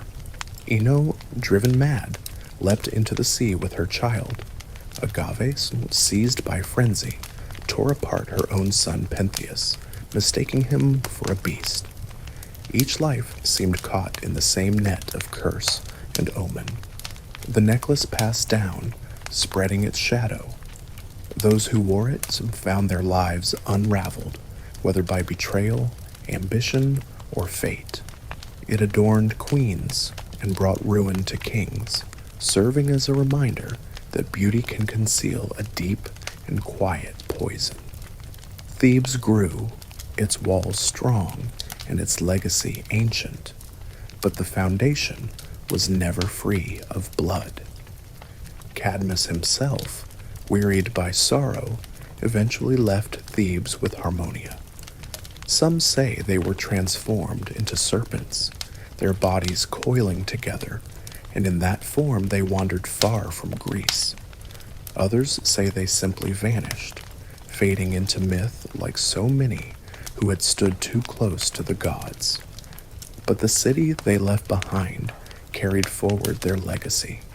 Thebes would not shine with the glory of Athens, nor endure with the calm of Sparta. Its fame would come instead through riddles and tragedies, through stories where kings defied prophecy, families turned upon themselves, and the gods showed little mercy. The tale of Cadmus and the Spartoi was not only the beginning of a city, but the opening note of a long, mournful song, one that would echo across generations, each verse bound by curse, by sorrow, and by the unyielding will of fate. The story of Oedipus begins, like so many in Thebes, with a prophecy.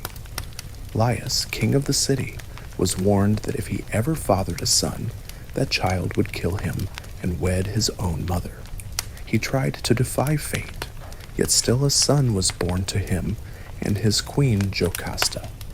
In fear, Laius pierced the infant's ankles and gave the child to a servant, commanding that he be left to die upon a mountain.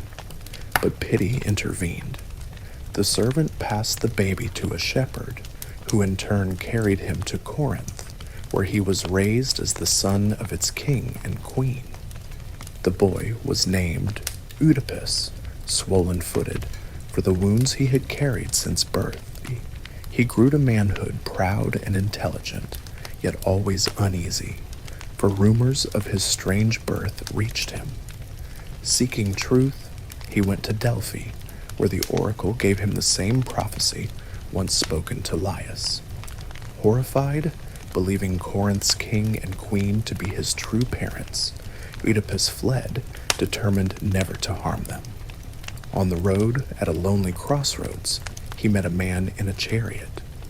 Words became blows, and in anger, Oedipus struck the man down along with his attendants. He continued on, never knowing he had just slain his true father, Laius, and stepped deeper into the prophecy he wished to escape. His journey brought him to Thebes, where the city lay under the shadow of the Sphinx. The monster devoured all who failed to answer her riddle. What walks on 4 legs in the morning, 2 at noon, and 3 in the evening? Oedipus, clever and confident, answered without hesitation, man. The riddle was solved. The Sphinx destroyed herself, and the city was freed. In gratitude, the people of Thebes made Oedipus their king, giving him Jocasta, the widowed queen, as his bride. For years he ruled well, and together they had children. The city prospered under his hand, and Oedipus believed he had outwitted the cruel words of fate. But truth does not sleep. A plague fell upon Thebes, and when the oracle was consulted, the answer came back. The land was polluted by an unpunished crime. Piece by piece, the truth unraveled. The stranger at the crossroads, the wounds at his ankles, the whispers of old servants, all revealed what Oedipus had tried so hard not to know. He had killed his father and married his mother. Jocasta, unable to bear the horror, hanged herself. Oedipus, in despair, took her brooches and blinded himself, choosing darkness rather than sight. He left Thebes, wandering in exile with only his daughter, Antigone, to guide him. In the quiet at Colonus, far from the city that had crowned and cursed him, Oedipus found his final rest. His grave was hidden, guarded by the gods, as though the earth itself wished to close over the tragedy. But the curse did not end with him. His sons, Eteocles and Polynices, fought for Thebes until both fell by each other's hand. Antigone, the last to honor family above decree, buried her brother against the king's command. For this she was condemned to die, sealed in stone. Her defiance was her last gift, a fragile flame of dignity in a house built on riddles and ruin. The war that would end an age did not begin with armies, but with a wedding feast. All the gods were invited to the marriage of Peleus and Thetis, save for one. Eris, goddess of discord, was left unbidden, for none wished her quarrels at their table, yet she came anyway, and in her hands she carried a golden apple.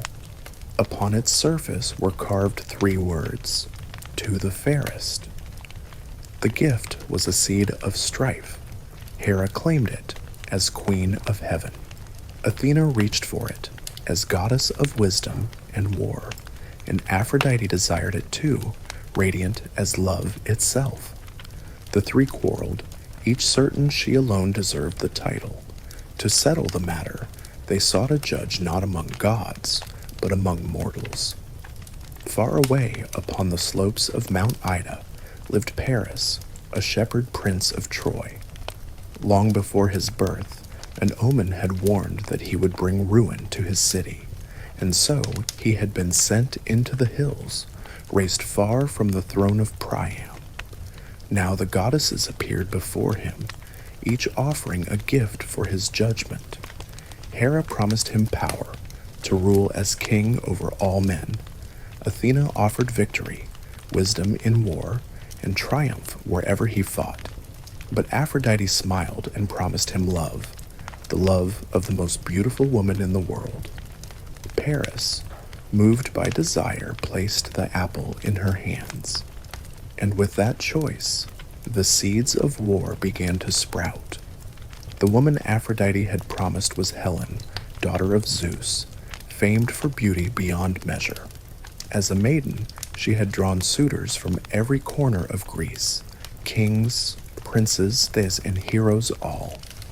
Her mortal father, Tyndareus of Sparta, feared the violence her hand might spark, for to choose one meant offending all the rest. On the advice of Odysseus, he bound them by a clever oath. Each suitor swore that no matter who was chosen, they would defend the marriage and punish any who sought to break it.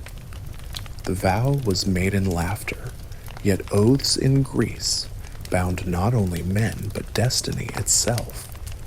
Helen was given to Menelaus, brother of Agamemnon, and queen of Sparta she became.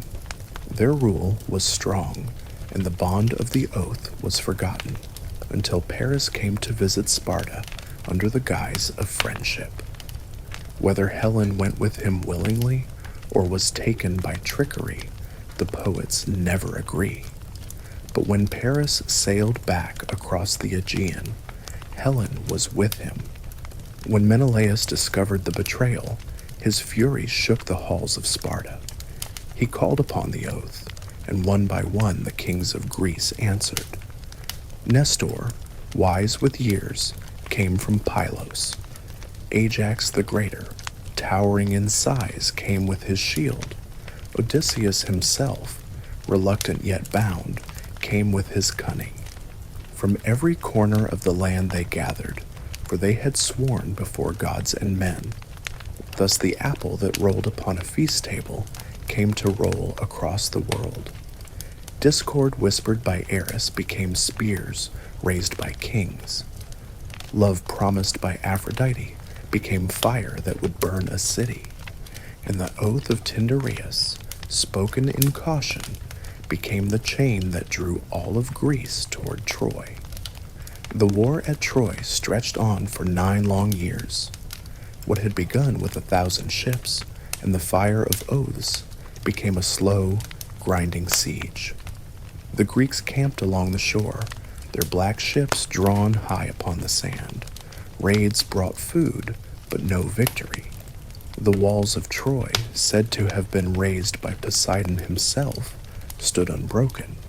The gods took sides, but neither could tip the balance.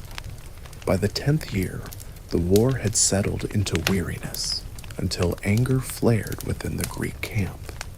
It began with a quarrel between Agamemnon, king of kings, and Achilles, the greatest warrior of Greece. A plague had struck the army, sent by Apollo when Agamemnon dishonored his priest. To appease the god, the girl Chryseis was returned, but Agamemnon, resentful, took from Achilles the maiden Briseis as compensation. In that moment, pride clashed with pride. Achilles, furious at the insult, withdrew from battle. Without him, the Greek line faltered, and the Trojans pressed hard against their walls. Among the Trojans, none shone brighter than Hector, son of Priam. He was no trickster like Paris, nor braggart like others, but a man bound by duty to his people. His wife Andromache and their infant son stood upon the walls as he armed himself, and in that farewell lay the heart of the war. He knew he would not return, yet he fought for the city, for his family, for a future he would never see. The Greeks suffered without Achilles. At last Patroclus, dearest companion of the hero, came to him with tears. If Achilles would not fight, then let him at least lend his armor. Patroclus led the Myrmidons into battle, the Trojans mistaking him for the warrior they most feared. For a time the Greeks rallied, but at the gates of Troy Patroclus met Hector. Their duel ended with Patroclus fallen, and with him fell Achilles' last restraint. Grief and fury consumed him. He did not weep as other men wept, but raged as though he were fire itself. Thetis, his mother, brought him new armor forged by Hephaestus, the shield of worlds engraved upon its face. With it, Achilles returned to battle, no longer for oaths or kings, but for vengeance. The Trojans trembled before him. He cut down warrior after warrior, until at last he faced Hector beneath the walls. 3 times Hector ran, and 3 times Achilles pursued, until the gods themselves slowed the chase. They fought, and Hector fell, pierced by Achilles' spear. Yet even in death he was not granted peace. Achilles, still burning with wrath, dragged Hector's body behind his chariot, circling the city walls, denying burial, denying dignity. Only the plea of Priam, the old king, softened him. Guided by Hermes, Priam came to the Greek camp, kissed the hands that had slain his son, and begged for Hector's body. Achilles wept, and for a moment grief met grief in silence.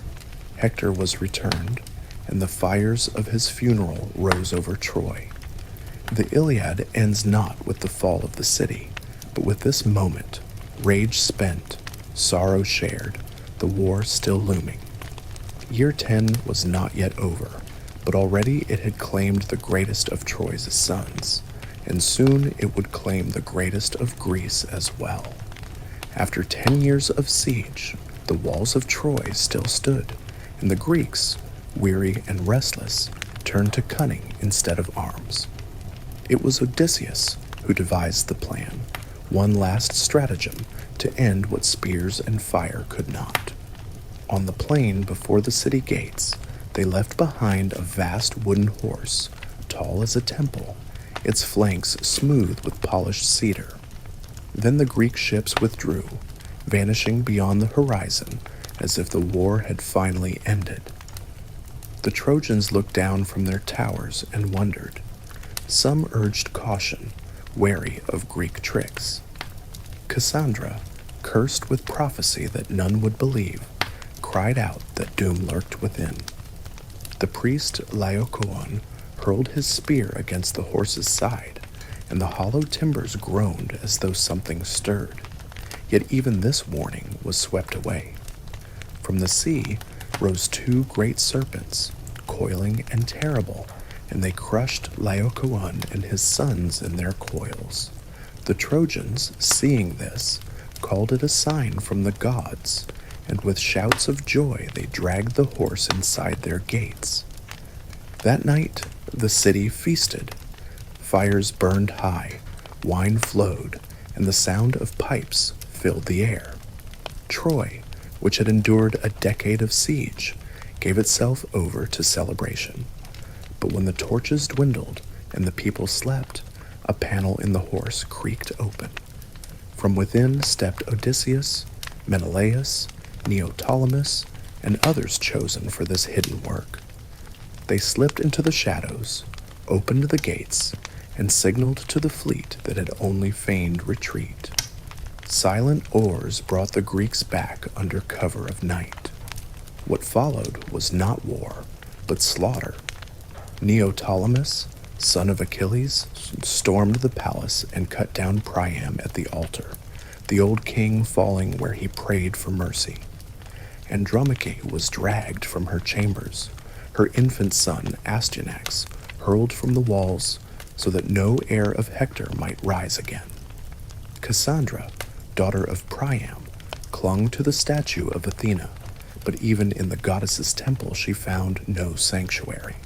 She was torn away, her cries echoing unheard, as they always had been. The city burned, temples collapsed in flame, palaces crumbled, and the streets ran red. The Greeks took their vengeance without measure. Men were slaughtered, women carried off, and the smoke of Troy rose into the night like a funeral pyre for an entire age. When dawn came, the walls that had once defied 1,000 ships stood broken. The wind carried only ash and the faint crackle of embers. What had begun with an apple at a wedding feast ended with a city in ruin. The poets say it was victory, yet it felt like night itself. The heroes who survived would not return home unscarred, and the gods who had watched would not forget the desecration. Troy was gone, but its fall became more than a single story. It became a hinge, a turning point, where the age of heroes closed in fire and grief, leaving behind not triumph, but shadows, and the echo of lament carried on the sea. The fall of Troy did not end the story. For the Greeks who had fought so long, the greatest trials began only when they turned their ships toward home. The gods had not forgotten the desecration of temples, the cries of innocence, or the arrogance that followed victory. The sea itself seemed to rise against them, scattering their fleets across the wide Aegean, each king bearing his own fate. Agamemnon, commander of the host, returned to Mycenae with Cassandra at his side, a captive and a prophetess still cursed to be disbelieved. Yet his homecoming was no triumph. Clytemnestra, his queen, had nursed her rage through 10 long years. She had never forgiven the sacrifice of their daughter, Iphigenia, at Aulis, when Agamemnon offered her life to appease the winds and launch the fleet. Nor had she forgiven the insult of his return with another woman. With her lover Aegisthus, she wove a net of murder. When Agamemnon entered his hall, she struck him down in his bath. The king of kings who had ruled Greece fell not by Trojan spear, but by his own wife's hand. Menelaus, whose loss of Helen had begun the war, wandered long before he found her again. The poets said he reached Egypt, where he wrestled with the shape-shifting sea god Proteus to learn how to return. When at last he came back to Sparta, Helen was beside him once more. Whether she came in shame, in forgiveness, or as though nothing had happened, the stories never fully agree. But in the end, the pair were together again, their kingdom quieter than the storm that had carried them away. Some said the gods granted them peace beyond death, dwelling in the isles of the blessed. Among the Trojans, one figure did not fall with the city. Aeneas, son of Aphrodite, gathered what few he could, his father Anchises upon his back, his young son at his side, and fled through the burning streets. Guided by the will of the gods, he carried his household gods with him, and turned his eyes not to the ruin behind, but to a destiny ahead. The Greeks let him pass, perhaps because his fate lay elsewhere. From Troy's ashes he sailed westward, wandering far until in time his descendants would rise again in a city called Rome. So the returns of Troy were not victories, but reckonings. The men who had once set sail as heroes returned to broken houses, estranged wives, and restless seas. Some never returned at all, their ships swallowed by storm, their names forgotten. Others came home only to find themselves strangers in their own halls. The war that had begun for honor and beauty ended in suspicion, vengeance, and exile. The poets sang of Troy's burning, but they sang just as often of these homecomings, for they carried the truest lesson of the war. Victory is never simple. What is won in fire is often lost in silence. And when the roads home are rough and the seas unkind, even the greatest kings must bend to fate, finding in their return not glory, but the final measure of their lives. The Greeks believed that above gods and kings, above warriors and poets, there were threads that none could break. Fate was not a choice, but a weaving, spun by the Moirai, the three sisters who watched over at every life. Clotho drew the thread, Lachesis measured it, and Atropos cut it with her shears. Even Zeus, seated upon Olympus, was said to glance uneasily at their loom, for the gods themselves could not undo what was woven. This sense of inevitability flowed through every tale. Heroes might strive, gods might intervene, but the line always returned to what was set from the beginning. Prophecies did not prevent their fulfillment, they ensured it. For every attempt to resist only bent the road back toward the same end. Oedipus, fleeing the oracle's words, walked straight into them. Achilles, warned that his choice was death beside Troy or long life in obscurity, still chose the path that brought him immortal fame. To the Greeks, the Moirai did not err, and men could only walk the line allotted to them. Yet in that world of certainty, signs and omens still mattered. The oracle at Delphi, seat of Apollo, spoke in riddles that drew kings and generals across the mountains. They came hoping to glimpse what lay ahead, and the Pythia, in trance upon her tripod, gave them answers that twisted like smoke. Croesus of Lydia asked whether he should make war upon Persia, and the oracle told him he would destroy a great empire. He went to battle, and it was his own empire that fell. The words were true, but never as one expected. In Thebes and in Athens, in Sparta and in Corinth, men watched the flight of birds, the entrails of sacrifices, the trembling of flames.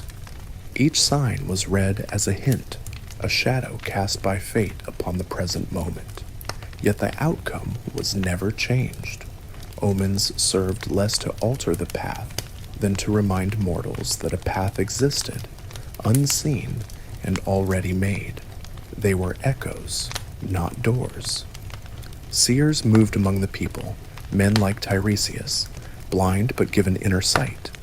His voice wove through myths again and again, a figure who spoke truths unwelcome yet undeniable. He warned Oedipus of his hidden crimes. He counseled Odysseus on his journey home.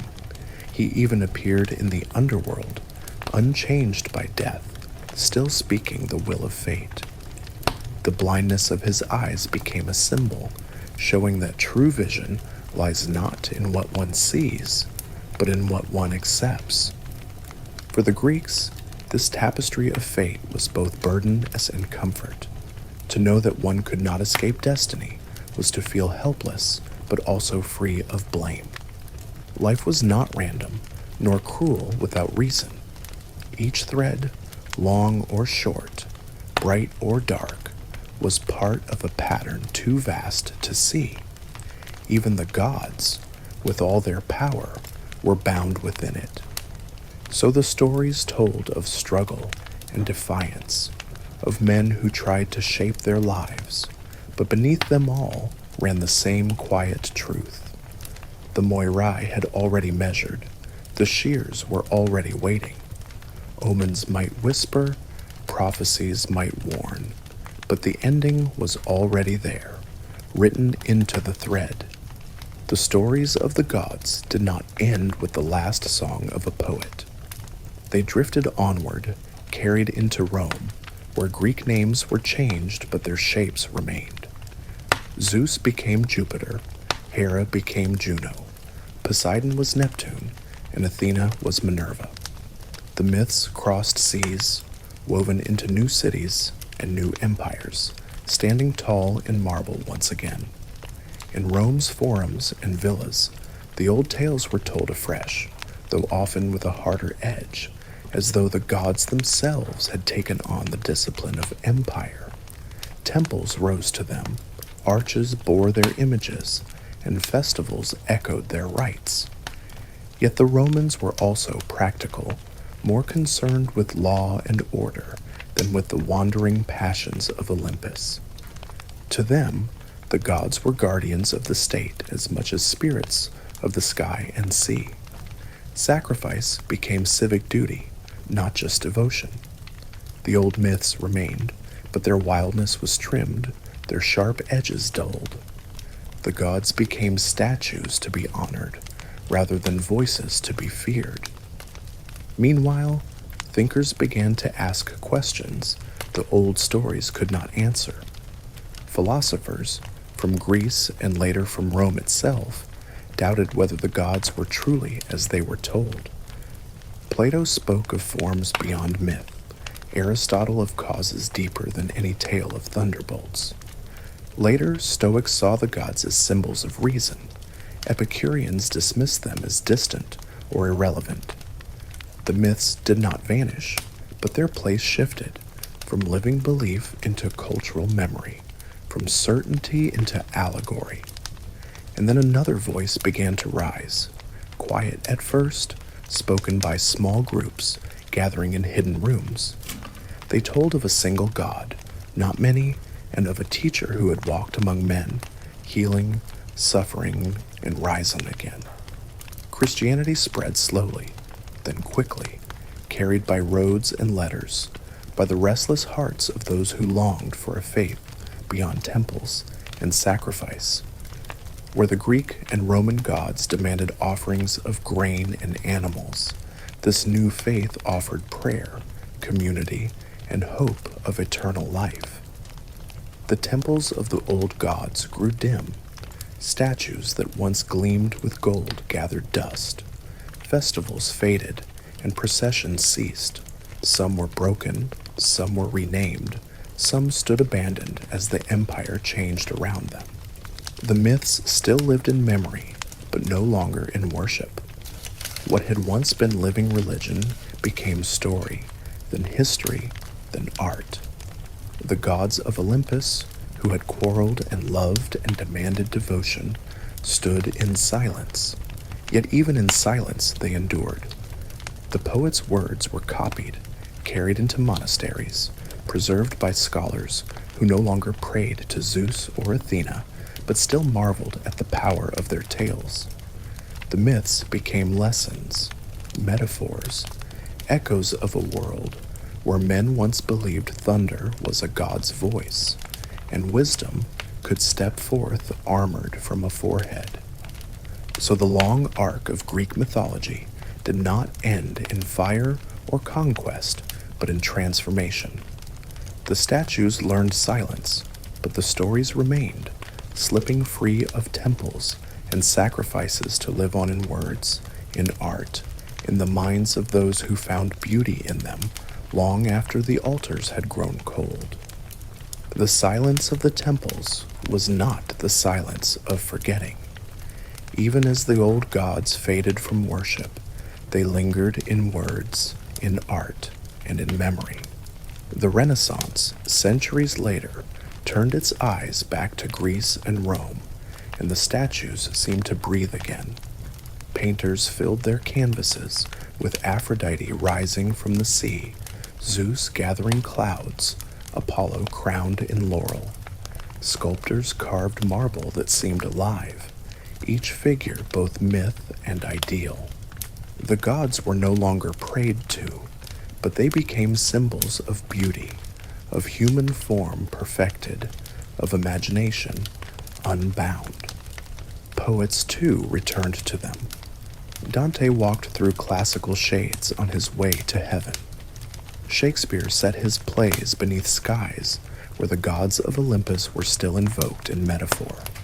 Later, romantic writers saw in Prometheus not only defiance of Zeus, but the spirit of rebellion, of man daring to claim fire and knowledge for himself. The myths shifted with each age, reshaped to fit the questions of the time. They were never still, never silent for long. As centuries passed, scholars studied the tales as keys to the human mind. Freud read in Oedipus a pattern of desire and conflict that he claimed echoed in every life. Jung saw in Athena and Hermes, in Artemis and Apollo, the archetypes of thought and instinct, guiding figures who stood not on Olympus, but within the psyche. The gods became mirrors of human nature, each a fragment of something enduring and familiar. Even in the modern worlds, their presence lingers. Painters still paint them, novelists still retell their stories, filmmakers cast them in new light. Children hear of Heracles in cartoons, readers follow Odysseus through new translations. Theater audiences watch tragedies older than empires and still feel their force. The names may be altered, the settings shifted, but the patterns remain. Love that burns, pride that blinds, fate that binds. Museums hold the fragments of their temples, but it is in the mind that their truest survival lies. A reader, opening Homer for the first time, still feels the pull of the sea, the rage of Achilles, the sorrow of Hector. A viewer standing before a statue of Apollo still senses something larger than stone. These are not prayers, but they are reverence of another kind, the reverence of remembering. The afterlives of the pantheon stretch beyond belief into art, beyond worship into imagination. They endure because they are not only stories of gods, but stories of us, our longings, our angers, our fragile hopes. They show what it means to love and lose, to fight and fail, to strive against a destiny already written. So the myths live on, no longer as religion, but as memory, as archetype, as endless inspiration. The gods of Greece no longer sit upon Olympus, but they sit within the words we tell, within the art we shape, within the dreams that rise when night is quiet. They do not fade, for memory is its own kind of eternity, and the old stories still whisper, even now. When the world grows quiet and the sky is clear, the myths rise once more, not in temples or in battles, but as shapes traced in the dark above. The ancients looked upward and saw not emptiness, but memory. They named the constellations after heroes and monsters, gods and their rivals, so that no story would be forgotten when the fire on the hearth dimmed. The stars became the last canvas of myth, vast, untouchable, yet close enough to guide travelers across seas and shepherds across fields. Perseus still hangs there, sword in hand, his gaze forever turned toward Andromeda. She lies nearby, bound to her rock yet freed in the shimmer of night. Cassiopeia sits in her throne, proud and tilted, a reminder of vanity and consequence. Orion strides across winter skies, bow drawn, the hunter both mighty and doomed. And above him, the Pleiades cluster like jewels, sisters pursued but never caught, glowing softly as if in endless flight. Each spark is a story, not fixed in stone, but in memory. The Greeks, and later the Romans, read their tales into the heavens, so that every journey by land or sea carried their voices. To look at the constellations was to remember, and to remember was to keep the gods and heroes alive. The The night sky became not only a map of stars, but a map of stories, charting the old world across the endless dark. Even now, when science names them differently and measures their distance in light years, the old names linger. Astronomers still speak of Andromeda, of Hercules, of Pegasus. Sailors still navigate by Orion's belt.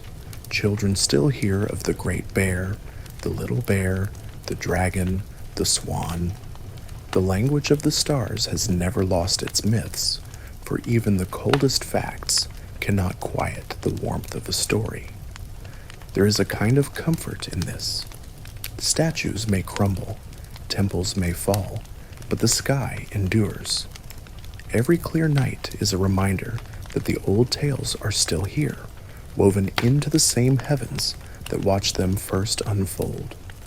We may not hear thunder as Zeus's voice anymore, nor look for Artemis in the passing of the moon, but the shapes remain, quiet markers of what was once believed and still remembered. And so the myths breathe on, not as law, not as faith, but as whispers carried on the night air. They are stories of creation and ruin, of love and betrayal, of fate and defiance. They are stories of us, written not only in words but in the constellations above. When you step outside and look up, you are gazing at the same canvas that held the hopes and fears of countless generations. The stars burn as they always have, and the names linger as they always will. Perhaps that is the true immortality of the gods. Not temples, not offerings, but memory that cannot fade, glowing softly against the dark. The long story of Olympus does not end in thunder or in fire. It ends, as so many stories do, in quiet memory. Once, the gods were feared and worshipped. Once, their names were spoken with offerings of wine and grain, with prayers whispered at dawn. Now they linger differently, not in temples, not in the smoke of sacrifice, but in the stories we still tell when the world grows hushed. The marble columns have fallen, the altars are broken, yet the gods themselves have not vanished. They live in books that retell their quarrels, in paintings that catch their beauty, in songs that echo their triumphs and their grief. They live in the words of poets who never believed but still admired, and in the imaginations of children who see lightning and wonder if Zeus still hurls his bolts across the clouds. In time, their faces softened, no longer fierce rulers demanding worship. They became companions of art. Athena stands now as wisdom, Hermes as wit, Aphrodite as longing. They are less to be feared than to be understood, each a shape of the human heart, each a mirror of what we hope, or dread, or desire. They moved from temples into memory, and memory has a gentler hand. Perhaps this is the truest kind of eternity.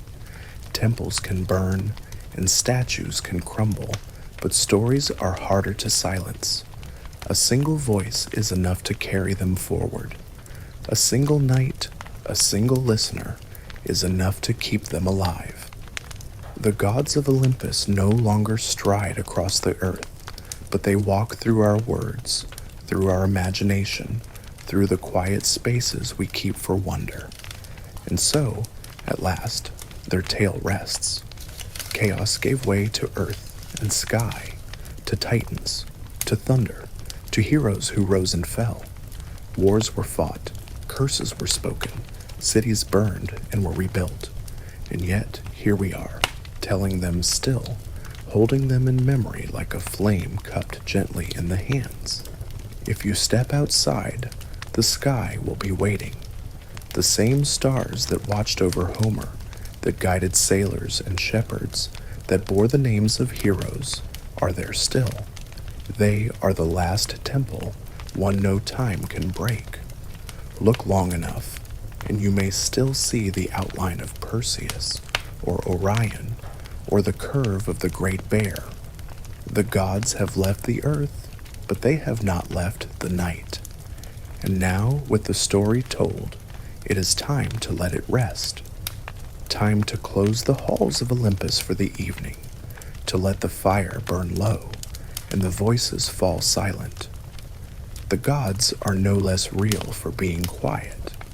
They are here, as they always were, waiting in the dark between the stars. Good night, Olympus. Good night, old gods. Sleep now in story.